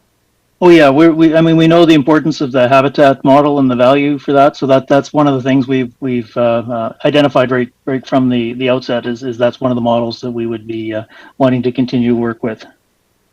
Okay, and the next question I had is probably more for the region. So perhaps one of my colleagues can take it to the region, and that is always the concern that the Region Appeal has a waiting list that's like 6.5 years long. And I just want to make sure that consideration is given to those people who are on the waiting list, who have been waiting for affordable housing for years and years and years, before maybe a developer just puts the units up and rents them out to people who come and say they need affordable housing. So that's critical for me to get that waiting list, get those people who have been waiting for years off that waiting list. The other thing I've got, Indus, what a great plan. I look at that plan and say, that's exactly the type of thing, and that's exactly how Holland Christian Homes started. That's a great plan, and I hope Indus carries that through. They do some great work. And to Thomas and the modular housing market, Councillor Willens and I met with Thomas a couple of years back. I don't even remember if that was maybe in the last council prior to this one. And we brought his modular home ideas to council at that time and to planning. So it's taken a long time, but I'm glad to see that we finally got here with it, because this is exactly what we need. These type of modular homes, these type of high rises with adaptable units. I often say that the container homes that you'll see in Europe, what a fantastic idea. And I mean, you drive by the CN yards and you just imagine what that could look like if those containers were turned into homes for people. we all know that second units and the illegal second units, they're not the answer to this problem. As Councillor Vicente said, he saw one that's $2,500 for a basement apartment. We've got to get away from that. We've got to start getting purpose-built buildings. And, you know, I look at this and I say, if we have a modular building that can hold 400 people or 400 residents, that's potentially 400 second units in basements that won't be crowding up neighborhoods with cars and with garbage and with trash and everything else. So I'm really looking forward to seeing a lot of them, because the city does need it. The one thing that I'm concerned about as well with the Peel housing projects, or with Peel involved, how are we going to be absolutely certain, and Councillor Medeiros will know this well, that, you know, we've got one on Henderson that there's been a lot of problems with, and that's the last thing I want, because if we go into a neighborhood with an infill and say that, you know, we're building modular homes, I don't want the neighborhood to get all up in arms and say, oh, there's going to be criminal activity there. There's, you know, it's going to be for low rental housing. We need to make this so that this is not, you know, this is affordable housing. This is not low rental housing. There's a big difference there. And we want people to be accepting of these in their neighborhood and encourage the growth of them. So I just want to make sure that we don't, you know, have a lot of problems with some of these units, and that they will be taken care of. Finally, the last thing I have, and I always save the worst to last. The only thing I disagree with here on this plan, and you guys touched on it very briefly, and that was the potential for Brampton to start putting up student housing projects. I would love to see student housing projects go up. We really need them. There's a lot of newcomer students here who are sort of trapped in a situation where they're 10 or 12 to a basement apartment or a home. But Brampton needs to ensure that Brampton is not on the hook for student housing projects. Student housing projects should be covered by the universities, by the colleges, by the little institutions who are getting 3 to 4 times the tuition fees to bring in international students than they'd be getting from local students. And for years now, this has been exactly the case. Brampton, the residents are footing the bills for the international students because there is no student housing here. You know, Sheridan College has some student housing, but, you know, 75 or 80 units is not going to do it for when you've got 4,000 to 5,000 international students coming in. So I would like to see that worked on. Again, Brampton should not be on the hook for this. Student housing, that should be delegated by the province, that those institutions need to start providing student housing. But I would love to see student housing built in the city, just not on Brampton's bill. So thanks very much, guys. This was a very good report, very well researched. And thanks to the people who came and delegated, because there are some absolutely fantastic ideas in those delegations. Looking forward to it. Thanks. Thank you, Councillor Bowman. And as I see no further questions, I have a couple of questions myself, and I'll move that the chair be heard and thank someone to moved. Thank you. Just very quickly to Bob or some of your staff. You know, one of the things I think, and I've talked about this before, and Councillor Bowman is right, in previous council, we had groups come to the city of Brampton and advocate for housing projects. And, you know, at the time, there's always a fine line of where we get involved, because certainly the region really has the competency and the lead in this area. And, you know, so I'm hoping that you can speak to, you know, avoiding duplication, avoiding, you know, administrative costs, duplication of staffing, because essentially, you know, the rationale is always going to be, you know, we don't want to be creating more administration if the money can be spent actually in the sector where it's more needed. So what, you know, and I'm not looking for sureties, because this is going to be, I think, something evolving. And I want to be very clear that the work that staff have presented is really great work, and But if you can just, for those watching today, what need or how are we coordinating efforts with the region in ensuring that we're all on the same page? You know, there are some recommendations there that just got me a little bit concerned when we're talking about going to the province for, you know, grants or monies, when I know the region is also doing the exact same thing. So I just want to ensure that, you know, ultimately that we're using our resources effectively and there isn't the duplication of efforts. And certainly when it comes to the sector, you know, and I would have appreciated that regional staff speak today, but I think on the flip side, I do encourage our city staff to come to the region and do a presentation on this strategy. And I put that as sort of another amendment or requesting. So I know there's a lot there. So Bob, I'll just hand it to you, but I just want to ensure that when it comes to the tax dollar, that we're not just spinning our wheels because we know, you know, the region really has the lead for this area. So if you can speak to how are we going to collaborate, how are we going to avoid duplication, etc. Sure, thank you. So through the chair, you know, as a response, I mean, the approach we've taken through the development of the program really was working very closely with the region. So both sets of staff, if you like, are very well versed in what everybody's doing. We don't have an exceptional amount of resources. Nobody does. You want to make sure that what we're doing is going to leverage what others are working on. So the programs that we're looking to put resources into, the 400,000 to work with the regional program, you know, that wouldn't require us to do the administrative work. We want to make sure that, you know, if the organizational capacity is there at the regional level, we're working with them. This allows us to take the initiative and for Brampton to really advocate on some of the specific issues and needs that we identify here.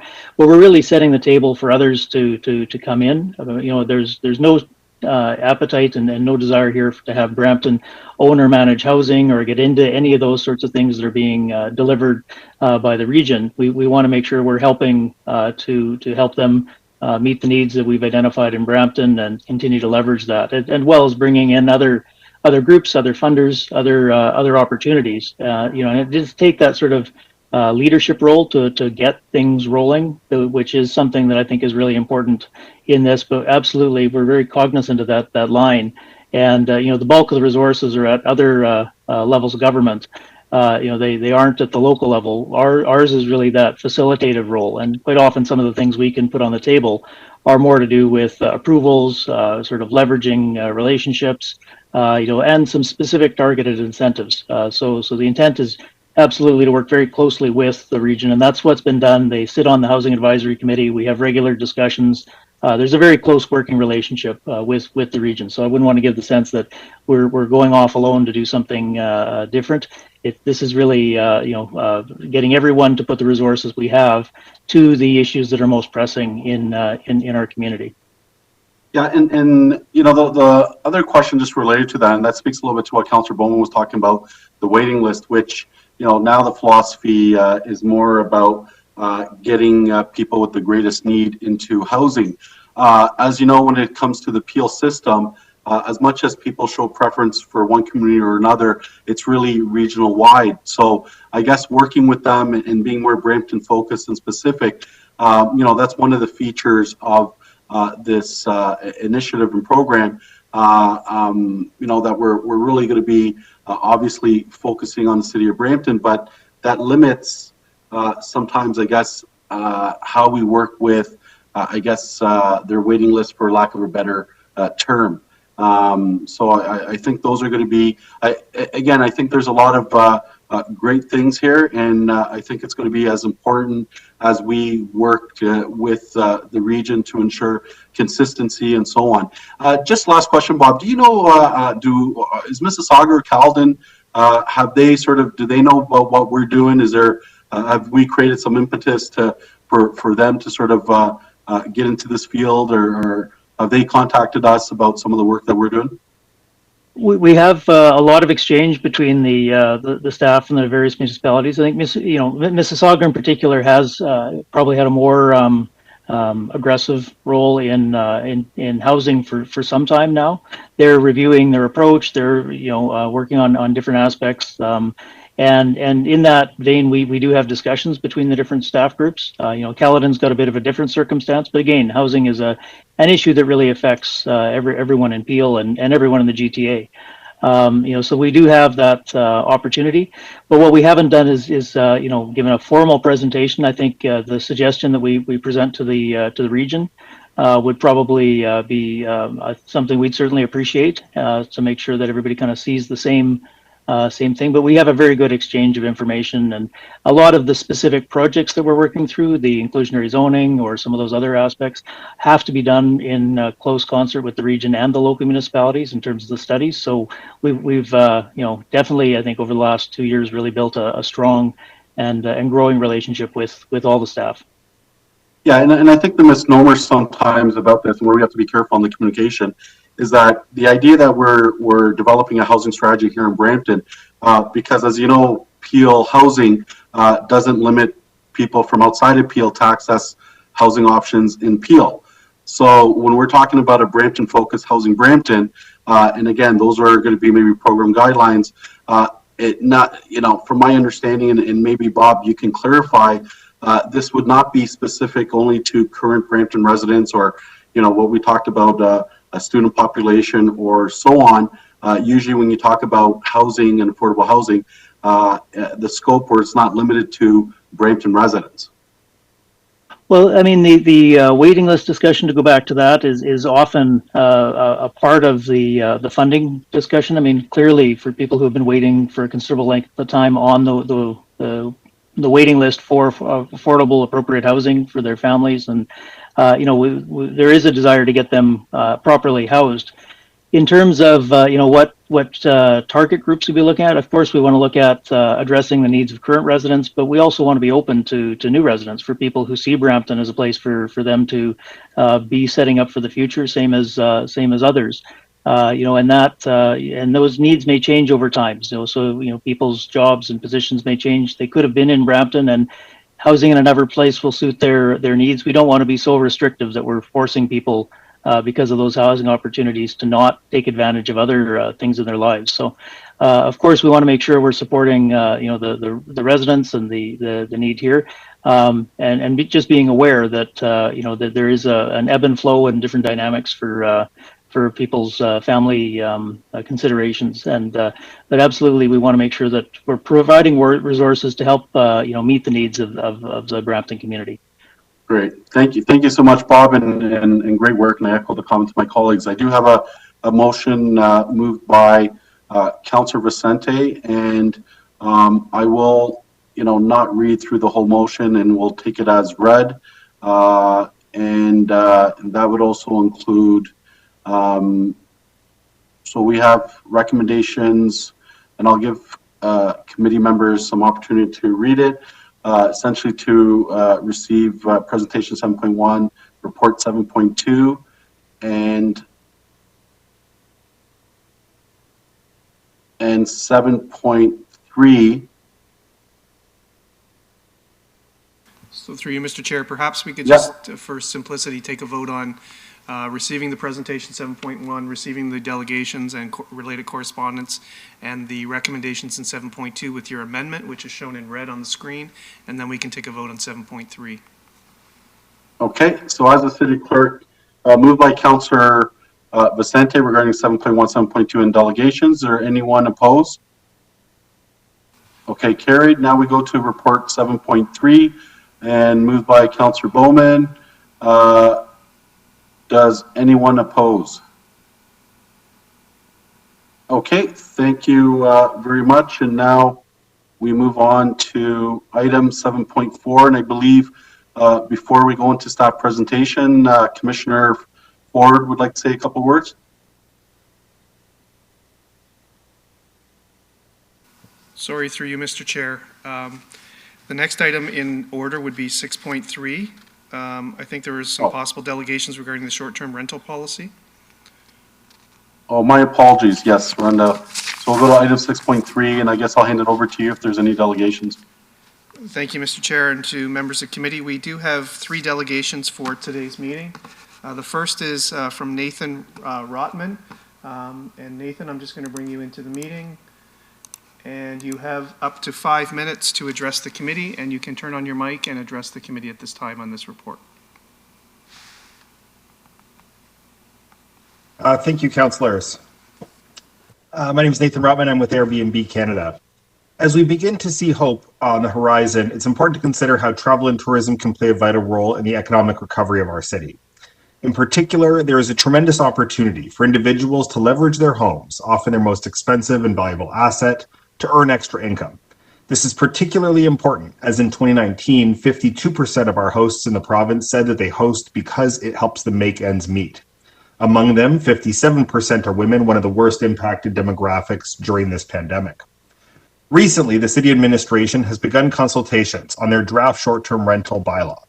While every municipality has unique needs when it comes to regulating short-term rentals, we're concerned that Brampton is considering moving forward with an extremely restrictive bylaw.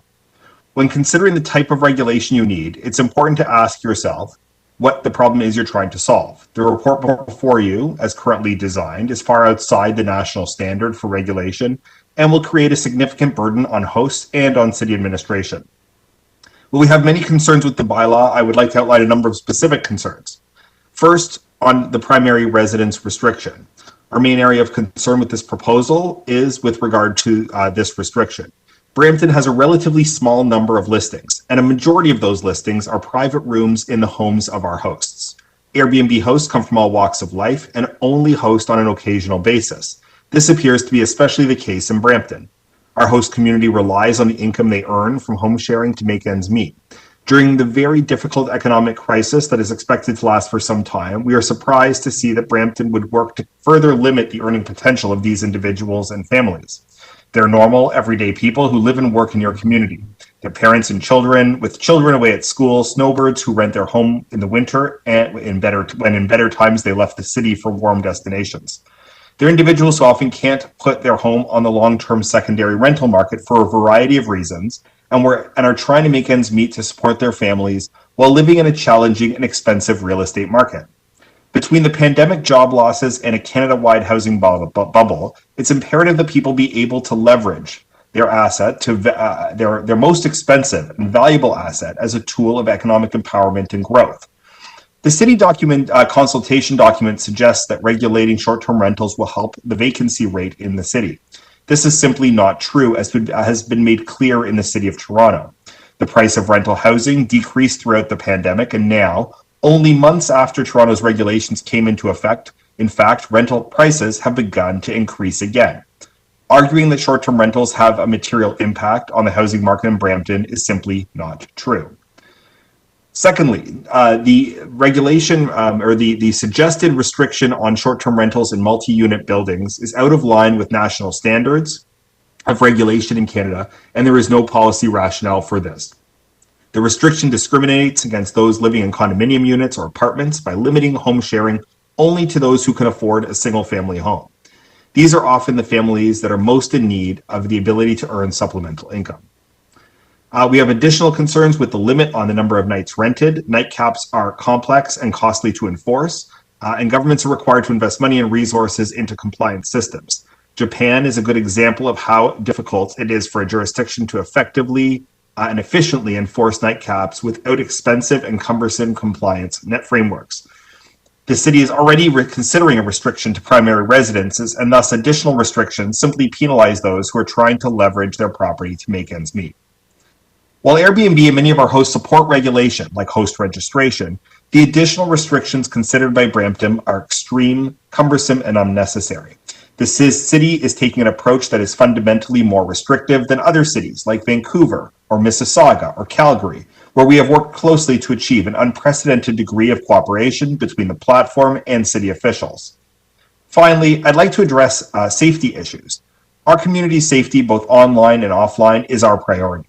There have been more than half a billion guest arrivals in Airbnb listings to date, and negative incidents are extremely rare.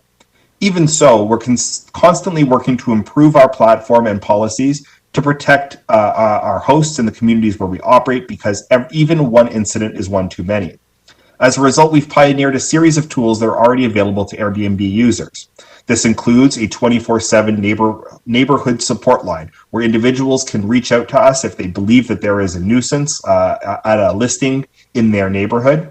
We announced a ban on all parties and events in November of 2019, which has been extended considerably during the pandemic. And in January of 2020, we announced that individuals under 25 would no longer be eligible to book whole home rentals within a close proximity to their home. While we recognize the need of some jurisdictions to limit aspects of short-term rentals, we urge Brampton to develop common sense rules for engaging in home sharing, which set clear expectations for the host community. We believe it is possible to set in place fair guidelines which target bad actors without stifling the economic opportunity and flexibility that home sharing provides to families. We welcome the opportunity to discuss this further with you and members of your city council, and look forward to any questions or to speak with you after this meeting. Thank you. Thank you, Nathan. The next delegation is from Noel Hanson. Noel, you have 5 minutes to address the committee. Excellent. Thank you. Thank you for taking the opportunity to, or giving me the opportunity, sorry, to speak on this topic. While I understand the need for housing in Brampton, I have some thoughts about the proposal to restrict short-term rentals and how that might impact residents of Brampton. They're as follows. I believe that it would be a gross infringement on the rights of homeowners to use their properties as they reasonably see fit. It disproportionately targets people who are trying to hold on to their very expensive properties in this crazy high real estate market and area. The proposal is truly onerous on homeowners, and if adopted, puts homeowners at significantly increased risk of physical harm or injury where they have to rent rooms in their personal space to total strangers. This proposal discriminates against those who want to be able to pay their utilities and property taxes from their second unit or additional space, while still controlling how their home is used. Having the responsibility of a mortgage and all the other things that come with home ownership, it would seem that at the very least, they should have the ability to decide how they use their private space without the city dictating who they can have and where they can be in that property. For example, if I have friends or relatives that travel and I want to accommodate them or use this space for my own enjoyment, the proposal literally makes the choice for me between renting full-time and the affordability of that house. Don't think that second unit spaces especially was meant to be part of the calculus of the housing supply. Even if that were the case, it still would be a personal choice as to who is allowed and how often.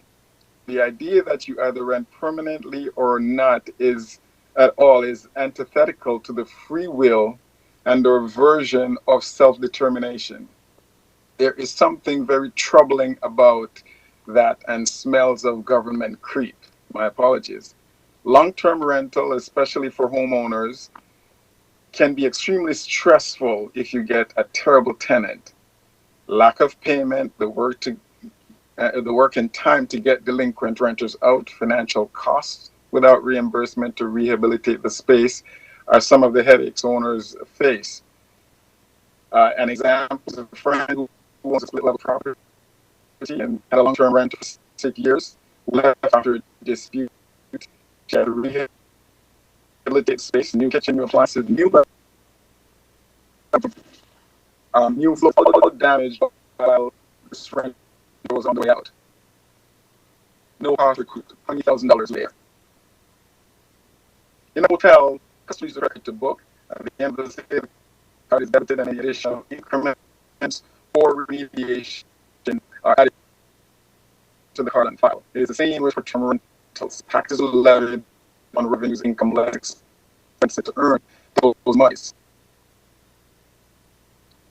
The city has the right to sell or confiscate your property if you owe taxes greater than 3 years and get those monies back. Those taxes are needed to provide all the services we enjoy and take for granted. Garbage pickups, clean parks, roads, what have you. We understand that and we pay that. Some pay grudgingly. Illegal dangerous activities aside, the city should not and should tread, carefully when thinking about encroaching on the rights of homeowners. In closing, it is clear that there's a need for affordable rental units in Brampton, and that should be addressed. Restricted short-term rentals is proposed to not put all second units into affordable housing supply. In fact, what we will do is give out of those units out to Brampton. The revenue from those persons would pay for those spaces on a short-term basis, and their monies spent short-term renters while in Brampton would almost completely dry up. My personal thoughts are that as long as this space is not beyond the city building code standards, the city should not infringe on personal private use of homeowners' property.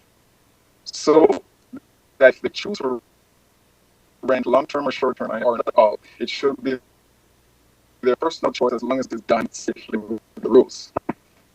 These do not restrict how a homeowner can use their space. Much of the proposal will force homeowners into compromising and potential dangerous situations if they are forced to accommodate in personal space or extra funds. Not from being used as short-term rental spaces.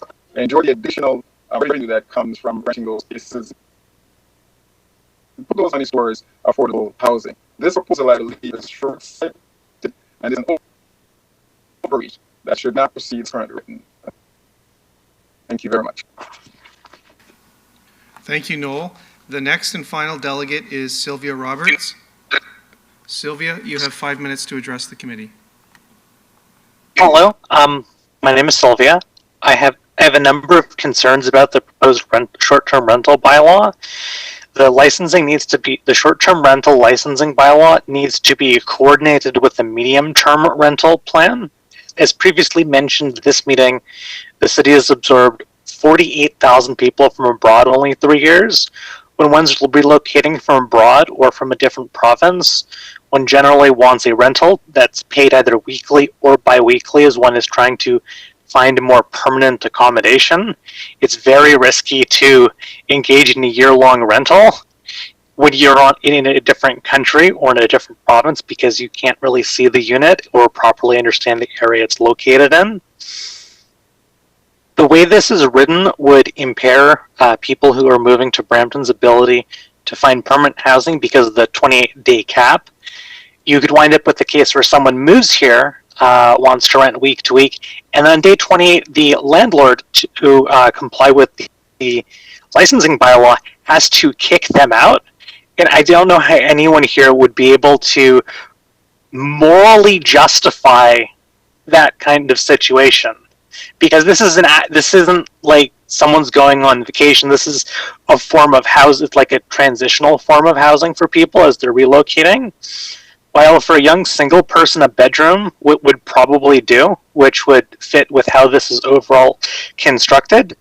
The students are generally in like the 17 to 23 range. The immigrants who come to Brampton tend to be in their late 20s, and they may not be single. They may be a couple. And if they're a couple, they might not want to rent a bedroom. They want a self-contained unit. And so the ability to rent a second unit, like a basement apartment, would be much more suitable to them, especially if they're relocating with children, or potentially a primary unit. And as far as I can tell from this would also interfere with them. Because the people who are moving to Brampton would be affected in this way are overwhelmingly immigrants and international students. This bylaw would actually contradict itself in that it's saying you can't discriminate, but the way it's structured would effectively require licensees to discriminate. Does this make any rational sense? While I know this is based off Toronto's bylaw, Toronto is in a fairly different situation from Brampton and how its housing stock is set up. This needs to go back to staff until they can figure out a proper plan for how this can be integrated with the medium-term rental housing, because as it stands, there is a decent chance that this bylaw, as constructed, violates the Ontario Human Rights Code. And it's really not a good look for a city to pass a bylaw that either does violate the Ontario Human Rights Code or comes dangerously close to violating it. Thank you. That's my delegation. Thank you, Sylvia. Mr. Chair, that is it for the delegations. There are some pieces of correspondence identified as, I believe it's item 11.4, if I'm not mistaken, and there is a speakers list that's been set up for this item. Okay, thank you very much.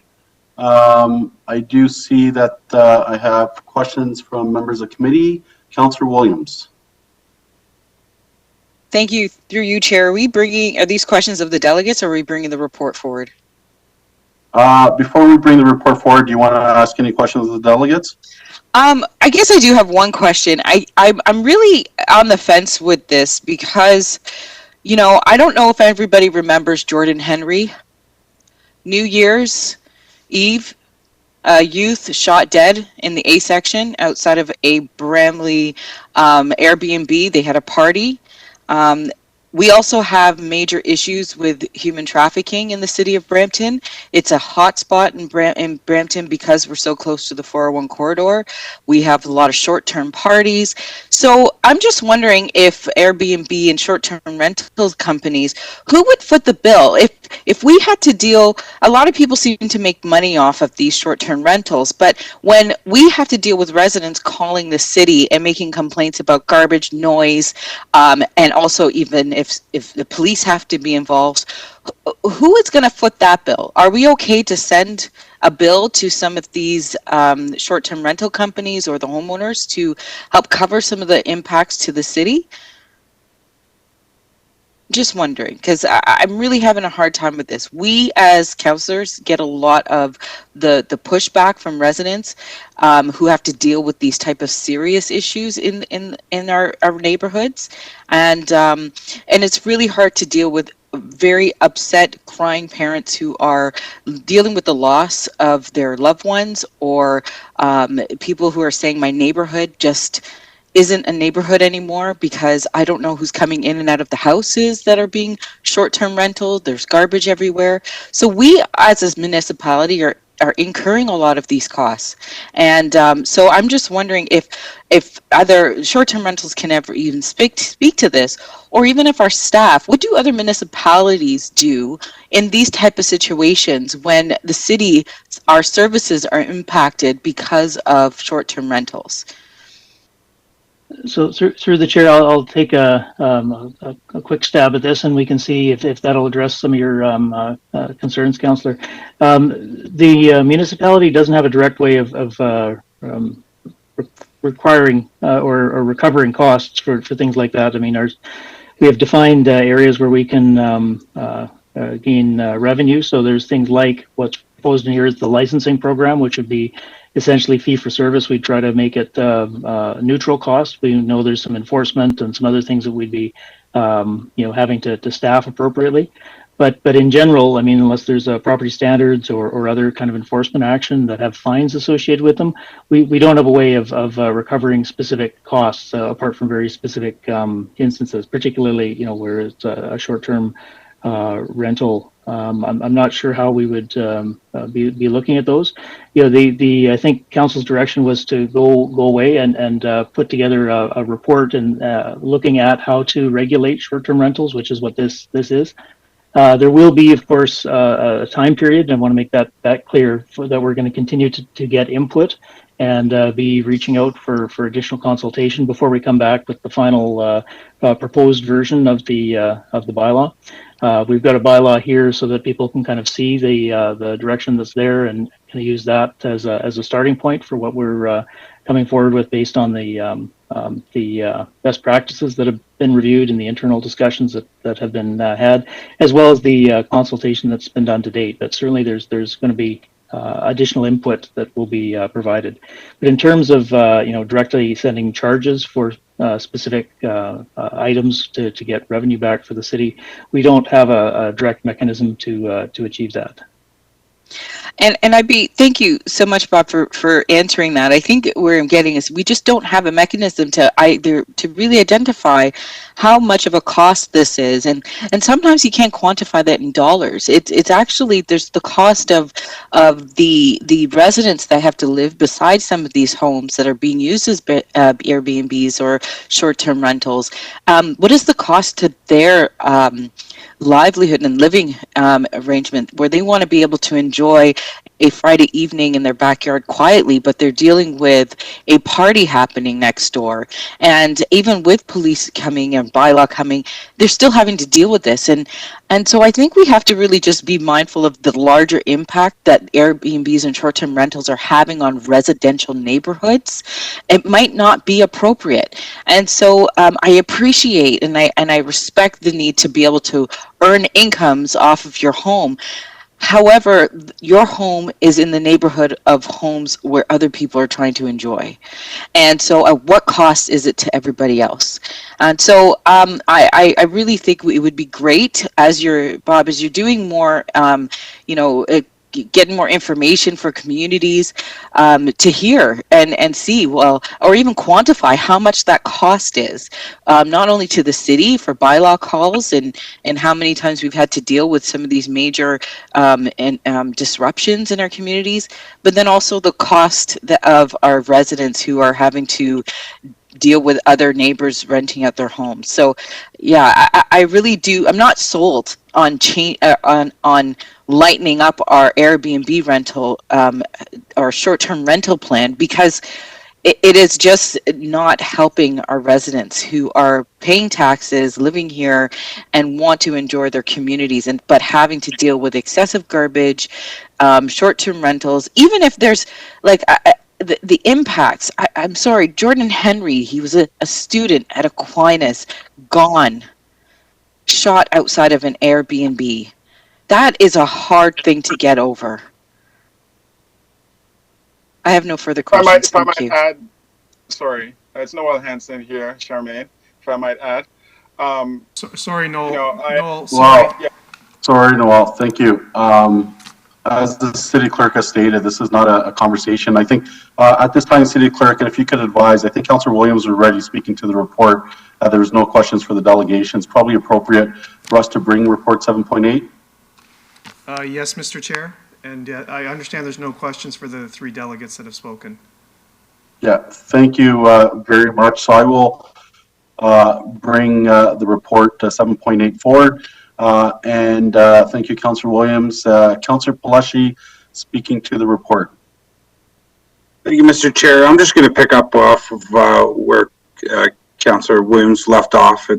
Prostitution, underage drinking, drugs, broken beer bottles, broken windows from the neighbors' homes, shots fired, cars squealing out at 5 o'clock in the morning. And this was all in the month of August last year. Airbnb says they've stopped all the parties. You didn't tell that to the people, the residents that Councillor Willens and I represent in Heart Lake, when they just had a party 2 weeks ago, and at 4 o'clock in the morning, there's 30 people leaving their homes. So as far as I'm concerned, Airbnb is you're all talk and no action whatsoever.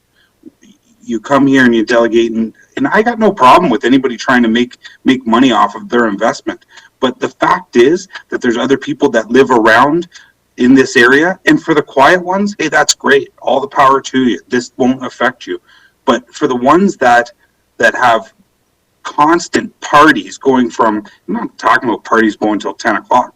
Parties going till 10 o'clock. I don't have an issue with that. It's 2, 3, 4, 5 o'clock in the morning that these cars are squealing out.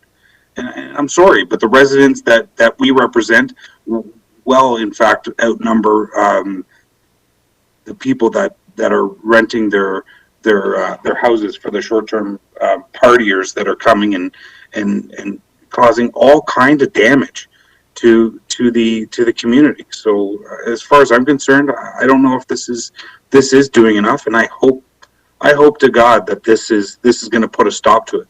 We have so many orders in on homeowners that don't respect the community, don't respect the COVID restrictions, and we're locked up in a legal battle. It's at the court, and they're still throwing parties. They're still renting out their houses.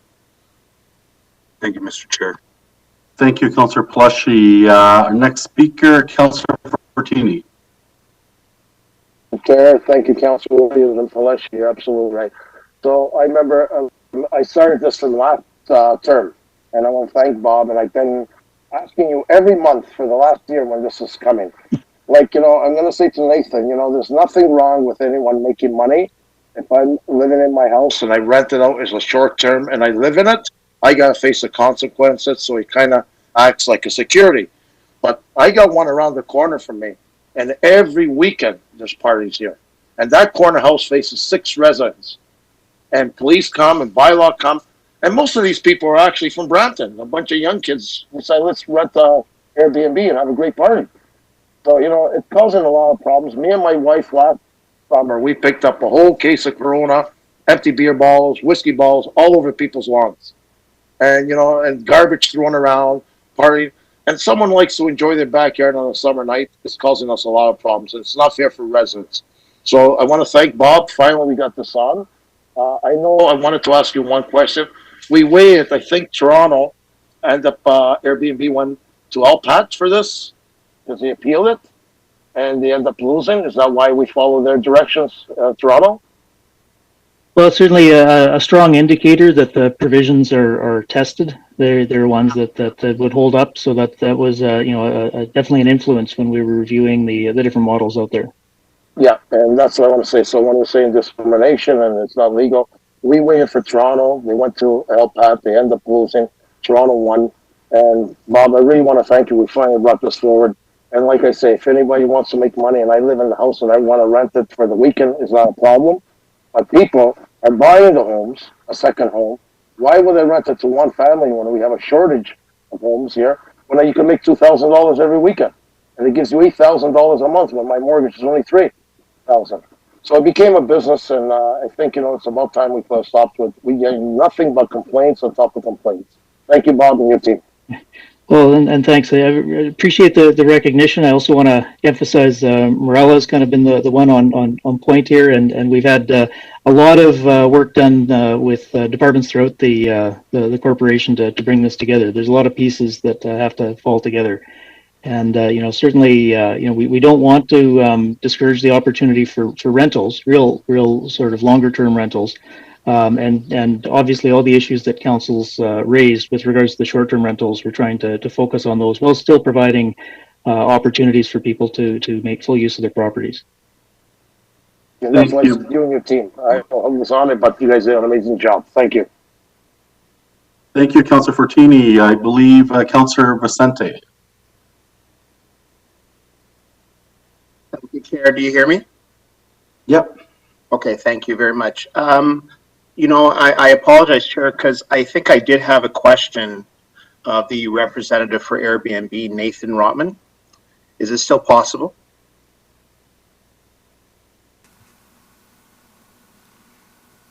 Through you, Mr. Chair. City Clerk, if you could advise. We have not passed the motion to receive the delegations yet, so if there is a question for clarification, it can be asked of the delegate, if that's... Okay. Go So ahead. I'll just preface my question by saying that in wards 1 and 5, both Councillor Santos and I have also had to deal on many numerous occasions with complaints from residents with regards to the behavior and the impacts on the neighborhood of Airbnb. And fundamentally, I agree with some of the delegations that talked about that, folks should be free to use their properties to generate revenue, etc. I agree that Airbnb plays an important role in enhancing the tourism of a particular area. All of those things are true. But I think where the freedom of an individual to rent out their house impacts on the rights of individuals to enjoy theirs, I think you fundamentally have a problem. And in listening to Mr. Rotman's comments, he talked about how this proposed way forward that we are putting here, it's that there would be other common sense ways for us to deal with the issues. And when I think about a company like Airbnb that is essentially is an app that has all of the switches and all the controls that it can put in place to make sure that things don't go awry. I would just like to ask Mr. Rotman, give you the opportunity just to explain to us what are the common sense ways in which a city like ours could allow for Airbnbs to coexist peacefully in our neighborhoods. Nathan, Councillor, thanks very much for the question. But before I get to that answer, there were a number of concerns with regards to nuisances that were described, and I'd encourage councillors to reach out to me or at their leisure to also encourage residents to reach out to us at airbnb.ca/neighbors, where individuals can let us know either through the online portal or at the 24/7 monitored phone line there when there is a nuisance concern at a property that they believe may be a short-term rental. We take those concerns extremely seriously. We respond immediately, and we don't want we don't allow listings that cause neighborhood concerns to remain on the platform. So if we receive complaints, of which, at least in my time covering working for the company, I have not received complaints from the city of Brampton, bylaw, police, or councillors, to reach out to either me personally or through those two mechanisms to let us know about specific concerns.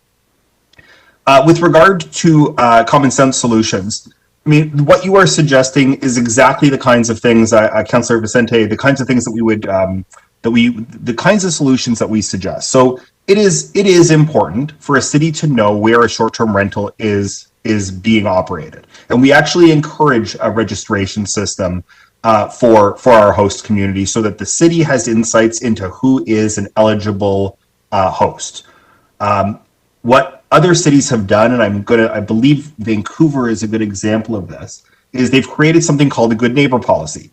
If a host isn't taking care of their property, if they are not acting in accordance with the general property standards and bylaws around nuisance and noise or garbage, then take that license away.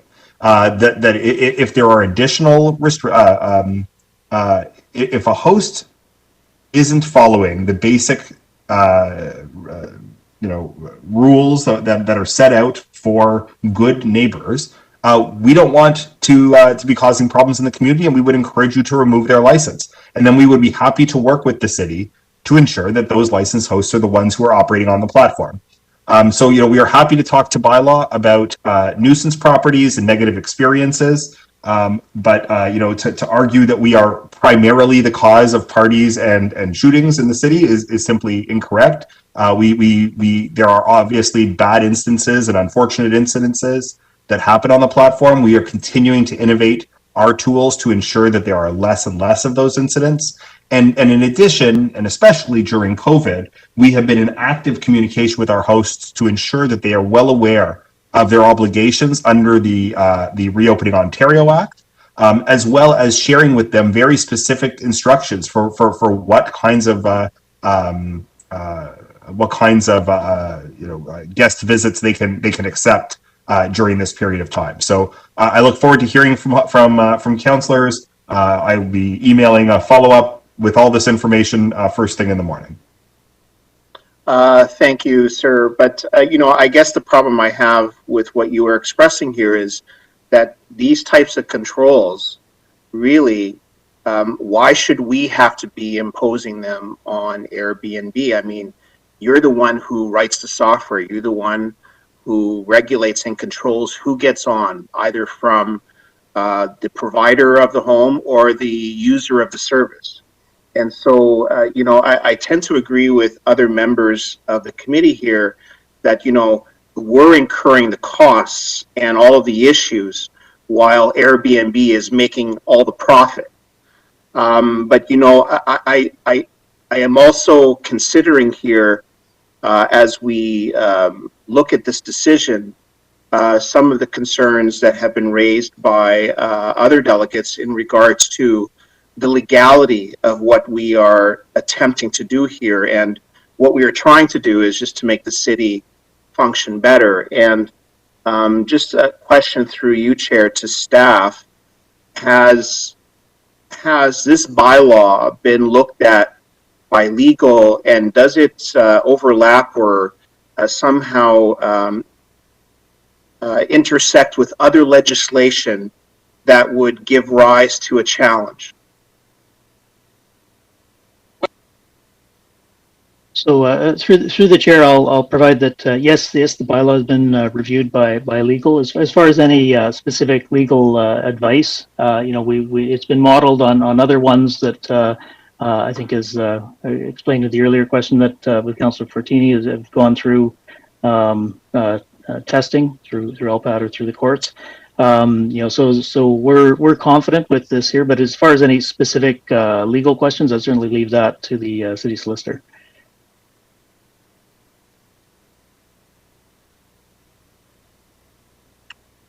Do we have the solicitor on today? Through you, Mr. Chair, the city solicitor is not on today's session. There is a representative from Legal Services, Anthony George, who's present, primarily for planning matters. I don't know if there's anything you can provide, Anthony George.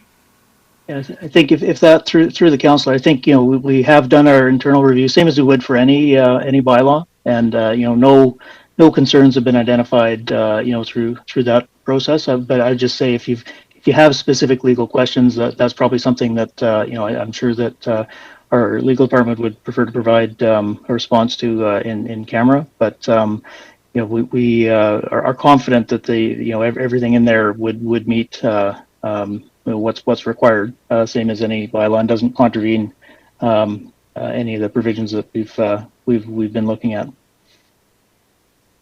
Thank you, through you, Chair. And the concern that was, this through to staff, the concern that was raised with regards to this having an impact on medium-term rentals. Can staff comment on that aspect? Sure. I mean, short-term rentals through the chair are defined. I mean, we're talking about these, almost a sort of hotel-like or very, very short-term for a few days, a few nights stay.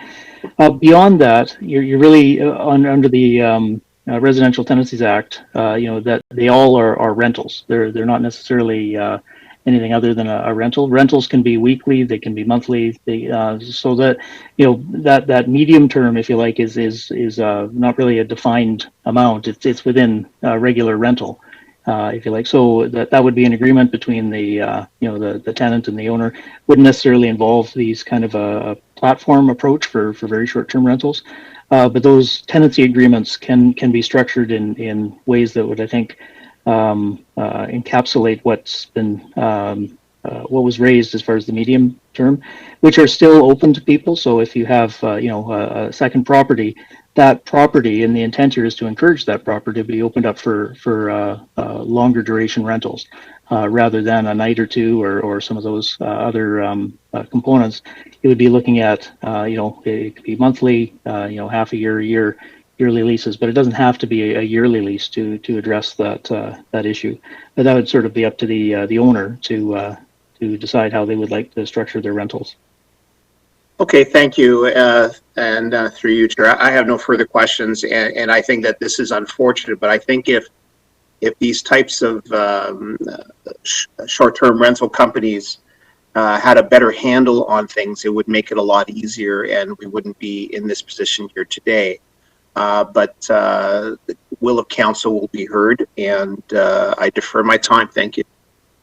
Thank you very much, Councillor Vicente. As I don't see any further speakers, I do have a motion moved by Councillor Fortini. Yes. Sorry, Councillor Paleshi is on the line. Oh, my apologies. Councillor Paleshi, go ahead. No worries. I came on really late there, Mr. Chair. Thank you so much. I just kind of caught myself for a second. The gentleman, I'm sorry, apologies, I can't remember the name from, said that he's never received any complaints from the city of Brampton. Can I just, is Paul Morrison or do we have anybody from Bylaw on the line? I think Paul Morrison's trying to get on. Through you, Mr. Chair. Paul's just joining in now. Paul, if you can unmute your mic. You're in the session now. Yes, Councillor Paleshi, I'm on the line now, sir. Thank you, Paul. Paul, how many times do you know how we've sent complaints in about houses that are being operated by or that are Airbnb? How many times have we complained to them? Have we ever? I know. Yes, yes, sir. I know we have actually complained at least once that I'm aware of, and I believe a second time, but that's not unconfirmed at this point. Okay.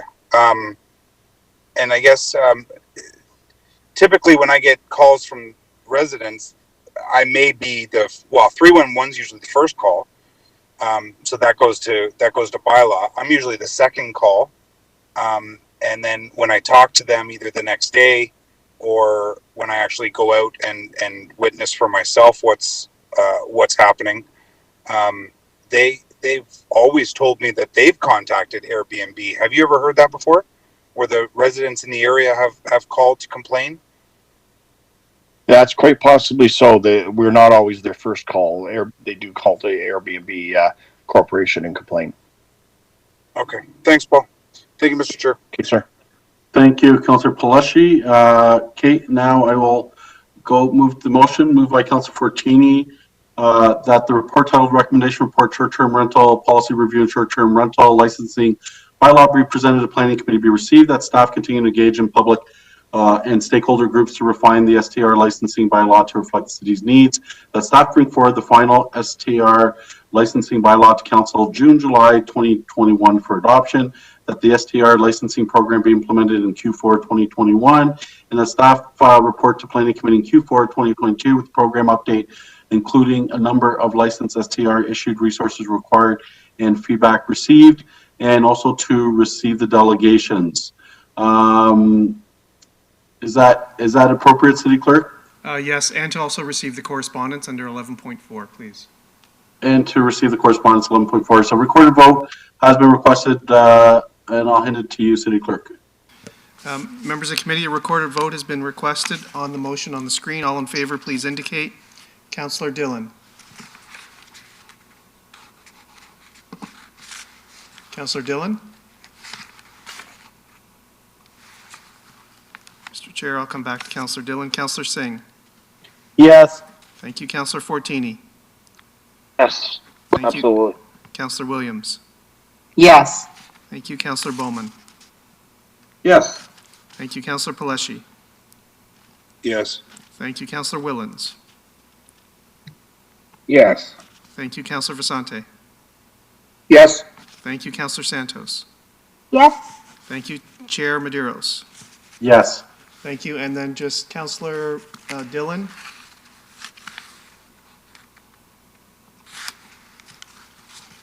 Councillor Dillon? Mr. Chair, Councillor Dillon is in the session, but I'm not getting any response from him, so he'll be marked at this point as being absent. So that carries unanimously 9-0. Okay, thank you, City Clerk. And we now move on to staff report 7.4. I know there is a staff presentation, and at this time I'll hand it to the Commissioner just to say some introductory words. Thank you, Mr. Chair, and good evening. And so what we want to do is really present to council a presentation on what we've been doing in terms of updating our renewal project, which is really a service review for the department. We've undertaken a renewal that is looking at really three pillars in terms of updating the department, which is on people, process, and technology. And what we want to share with council is how the department is coming along in our journey to really modernize the department along customer service, streamlining approvals, business intelligence, and analytics. And so I'll turn it over to Steve Ganesh and Carolyn Crozier, who are both leading this initiative. So thank you. Well, good evening, members of council, the committee, public, and staff, and thanks, Richard, for that introduction. I'm Carolyn Crozier, strategic leader with the City Planning and Design Division, and as Richard mentioned, I'm joined this evening by my colleague, Steve Ganesh, who is Development Services Manager. Can we go to the next slide, please? Thank you. So this evening, Steve and I are going to just quickly walk you through the report and speak to you, as Richard mentioned, to you about the term of council priority, our service delivery review that we in our department call the renewal, and specifically the technology pillar of the renewal and how it's really allowed us to drive a number of things as it relates to customer service, better business intelligence, to make sound decisions, and process improvements. Next slide, please. So you'll recall that council did endorse a term of council priority that directed us to do a departmental service review. And this review is really the impetus for our department's modernization journey. Again, what we in-house call the renewal. And as Richard alluded to, the renewal is premised on three pillars: our people, our processes, and our technology. And I'll just quickly take you through the three pillars. And what you see here on the screen underneath those titles for the pillars are draft vision or outcome statements that we're striving towards for each of those pillars. I'll just take you through each one. So people, it's about our staff culture, how we're going to retain and attract and inspire top talent. With respect to processes, we are building upon the work that we traditionally have done, but we're really drilling into process improvements that looks at everything ranging from our building inspections all the way through to how we process development applications. And finally, and the focus of the presentation, technology, is really how we're leveraging council's investments in technology to support enhanced decision making. Next slide, please. So building on council's direction to undertake the renewal, the service review, there are other drivers that are pushing along this modernization effort, and we can group them into a few themes or buckets. One being the evolution of the city. So as you know, and it's been spoken to a bit tonight in previous presentations, you know, our city is changing and it's evolving from a greenfield city to a more intensified city. And therefore, we need to look at our staff and the processes and technology and ensure that they all adapt to that type of change. The economy, economic recovery, it's no surprise that a lot of our work right now is being focused on economic recovery coming out of the pandemic. And there really is a driven focus to ensure that all of the efforts within our department and under those three pillars are really driving those projects that council have deemed to be important. And the renewal is really helping the department focus in that manner. And finally, our customers. You know, a lot of our work is customer oriented, whether it be to the development industry, to our residents and local businesses. And again, part of the renewal is to ensure that, again, our staff culture, the people, the processes that we use, and the technology are tailor-made to ensure that we're meeting the needs of all those customers, as well as ensuring that we maintain a good track record to continue to attract foreign and domestic investment into the city, and also ensure that we meet our growth targets for the future. Next slide, please. So as we continue our efforts through the renewal, we are going to be looking to bring future reports back to Planning and Development Committee and to Council to share additional progress and the outcomes we're achieving, not just on the technology piece, which again is the focus tonight, but also on the people and the process pillars. And just on the screen here, you can see some of the anticipated outcomes that we are looking to achieve under those 3 pillars. And with that, I'm going to turn it over to my colleague Steve to take a closer look at how we're utilizing and leveraging technology in the department today. Great, thanks very much, Carolyn. Could we have the next slide, please? So as noted in the staff report that you have before you, previous investments from Council on the department's technology front has allowed us to enhance the customer experience through several ways, specifically self-serve options. So the transactions that were once traditionally done over the counter can now be achieved fairly easily through the click of a button. For instance, we've launched platforms such as Brand Plan Online that allows residents in the development industry to submit their development application electronically and track their status. In addition, we have an e-portal system for submission of payments for building permits and our development applications.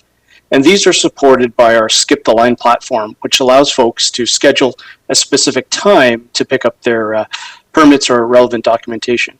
And all of these innovations have really gone a long way to support our efforts with social distancing during the pandemic, and at the same time realize operational improvements with the processing of checks and reducing the need for in-person transactions. Next slide, please. In addition to the self-service enhancements, we've made significant strides in leveraging technology to enhance our internal operations. So for instance, our building department has launched Mobi Inspect, a platform that allows our inspectors in our building department to use their mobile device, and when they're on site, enter the details, which is then automatically synchronized with our internal Amanda system back at City Hall. This allows the residents to review the status of their permit application fairly quickly, and it saves the inspectors travel time to and from the office. Secondly, our development service division is just in the midst of finalizing a new platform called Council Viewer, which will allow members of council to inquire and find out the status of development applications with the simple click of a button. As I indicated, we're in the final sort of strokes of completing this platform, and it's going to be ready for launch in early June. And so stay tuned for some communication on the launch and some upcoming training on this new piece of software. Next slide, please. Speaking of development applications, the team is now using Excella, which is our development tracking software, to track and report on development trends. And based on the slide that you see before you, it's evident that the city is realizing a significant increase in development applications in 2021 compared to recent years. Some of the major leading development application types are pre-consultations and site plans. And this trending indicates confidence in the industry to continue to invest in the city despite some of the economic outlooks associated with the pandemic. Next slide, please. Looking at 2021 more closely, you can see that as of early April, wards 3 and 6 were leading in terms of the amount of total development applications received. Now, this data is monitored and reported on weekly, so we're able to see the types of development applications received in each ward, and that will enable staff to better understand if what we're seeing on the ground aligns with the direction in our policy documents, such as the official plan, if it aligns to new secondary plan areas that are opening up, and how the city will evolve or continues to evolve from sort of a greenfield city to a more intensified city. Next slide, please. And lastly, the department is also using the data not only to track and report on development trends, but we're using it to look at our processes to really enhance workflow and workload. And as Carolyn and Richard indicated, this will ensure that staff have a laser focus on those projects that are important to council to align with our investments and priorities. And we're also taking a close look at our internal processes to expedite our site plan approval process, making our pre-application consultation process easier, and looking at our development agreements. And we'll be bringing forward a report to council later this year on the outcome of those continuous improvement initiatives. Next slide, please. So moving forward, our focus on technology will allow us to report on internal performance indicators that you see on the slide before you and others, bring forward reports on those continuous improvement efforts that I mentioned earlier, and then really start to leverage the data to build a robust growth management program, which is a term of council priority. And we're set to bring forward a council workshop on that program later this year, so stay tuned for more information on that. That brings Carolyn and I to the conclusion of our presentation, but we'd be happy to answer any questions the committee may have. Thank you very much. I believe City Clerk, we have a delegation. We do, Mr. Chair. Through you to members of committee, Sylvia Roberts has requested to delegate. Sylvia, please go ahead. You have up to 5 minutes.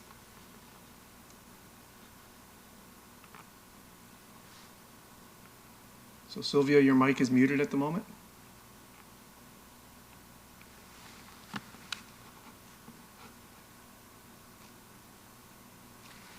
Sylvia, are you there? Can you hear me? Yes, yes, we can now. Please go ahead. Hello. So, as you know, I've been following the planning department for a number of years, and I have been somewhat critical of a number of reports. One of the big things that stands out that the planning department is incredibly weak is dealing with data. There have been, it's a case of just because you have data doesn't mean you understand what it means or how to use it. The city of Mississauga, as part of its official plan process, has hired not one, but two people specifically trained in statistics and also working with GIS to be able to help them understand data. For example, if you look at the Housing Brampton, what you might see based on housing deciles is, well, families with kids don't seem to have much higher incomes than, say, seniors, but that doesn't tell you the whole story.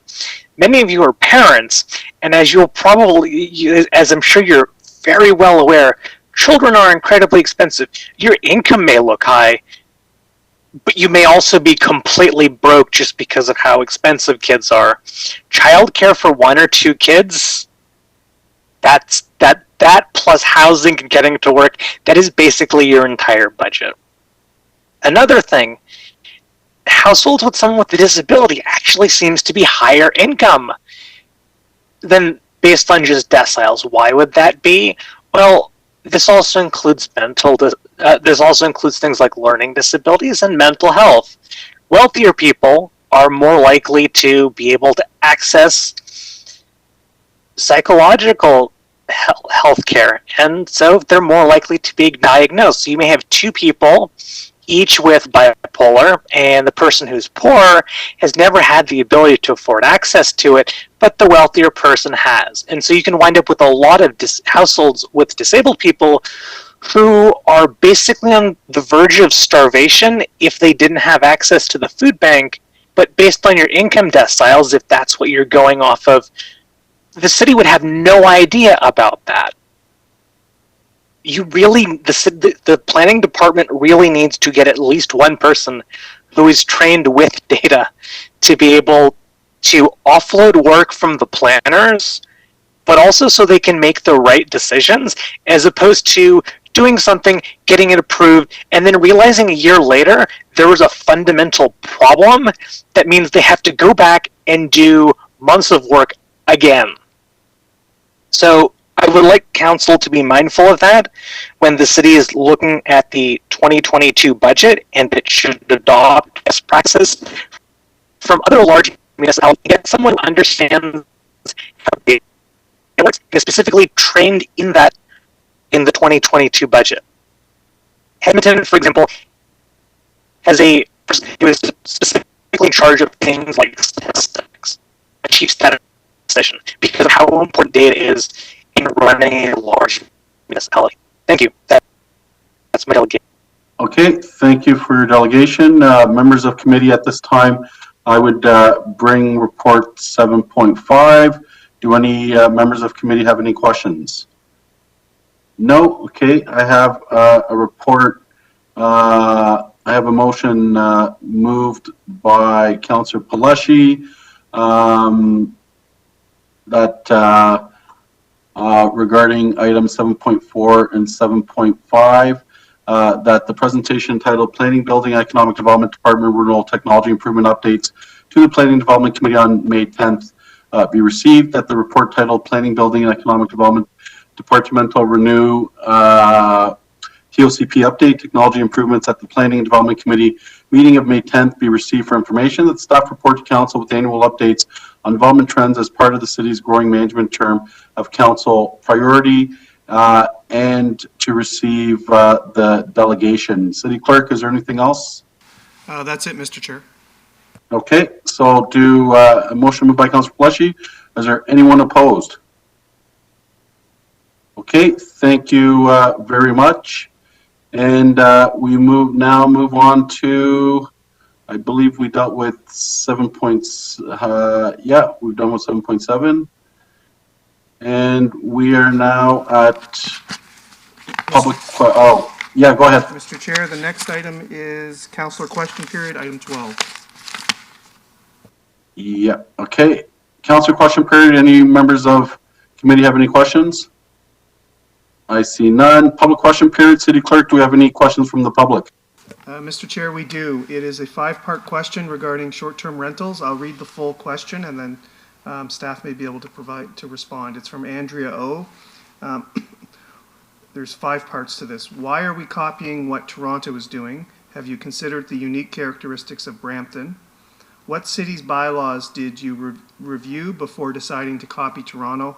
The Niagara region, for example, has a much more balanced approach.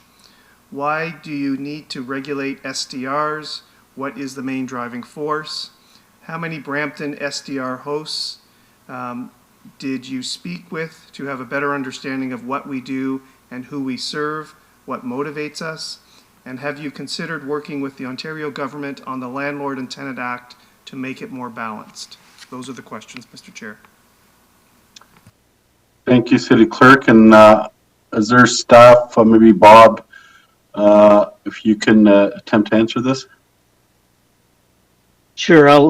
So through the chair, I'll start off, and then I think Morella may be able to provide some of the details in terms of the 5 parts.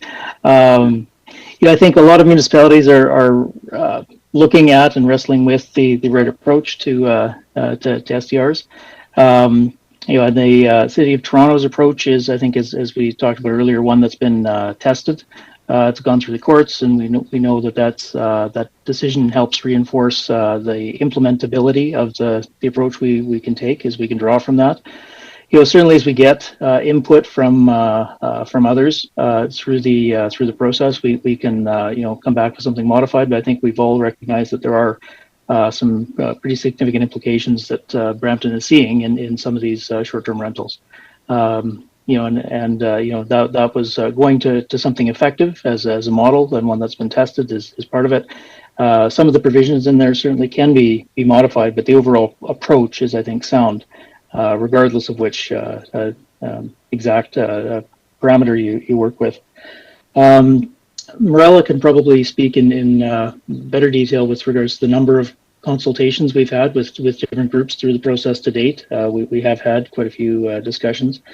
And then again, this approval of the report tonight will allow us to go out and consult in a lot greater detail on the specific items that we'll bring back.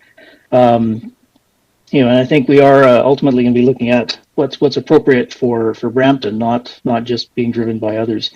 And off the top of my head, I don't recall the exact number of other municipalities we've looked at for the best practices, but Morella can address that as well.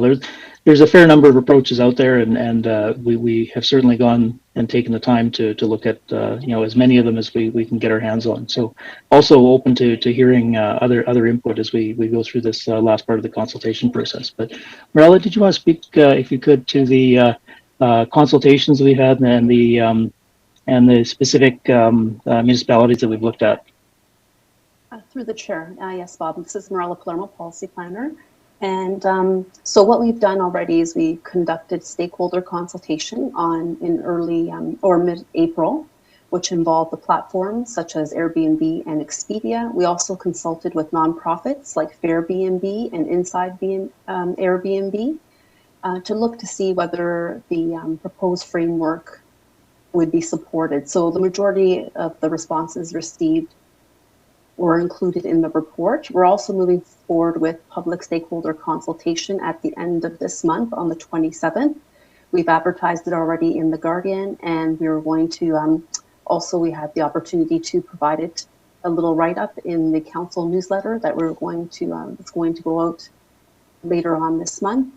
And we do have information on the city's webpage, which has been active since December, kind of outlining our process. And it's received approximately 200 views, but I have not received any questions regarding any particulars on that. So that's the point that we're at now, and we're going to continue with the stakeholder consultation as we proceed with finalizing the business licensing bylaw for June.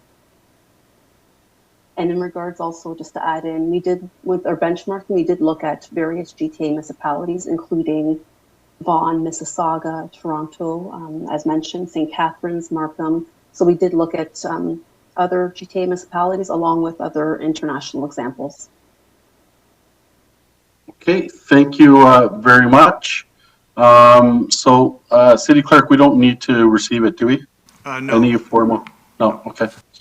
Thank you very much. So we now go on to adjournment, and I do have a motion moved by Councillor Willens to adjourn tonight's meeting, and that the Planning Development Committee do now adjourn to meet again on Monday, June 7th. Does anyone oppose? No objections. Meeting is now adjourned. Everyone have a safe night and stay home, stay healthy, and get your vaccination shot and practice social distancing and wear a face covering. Thank you very much, everyone. Thank you, Mr. Chair, members of the committee. We're just going to wait for the live stream to end.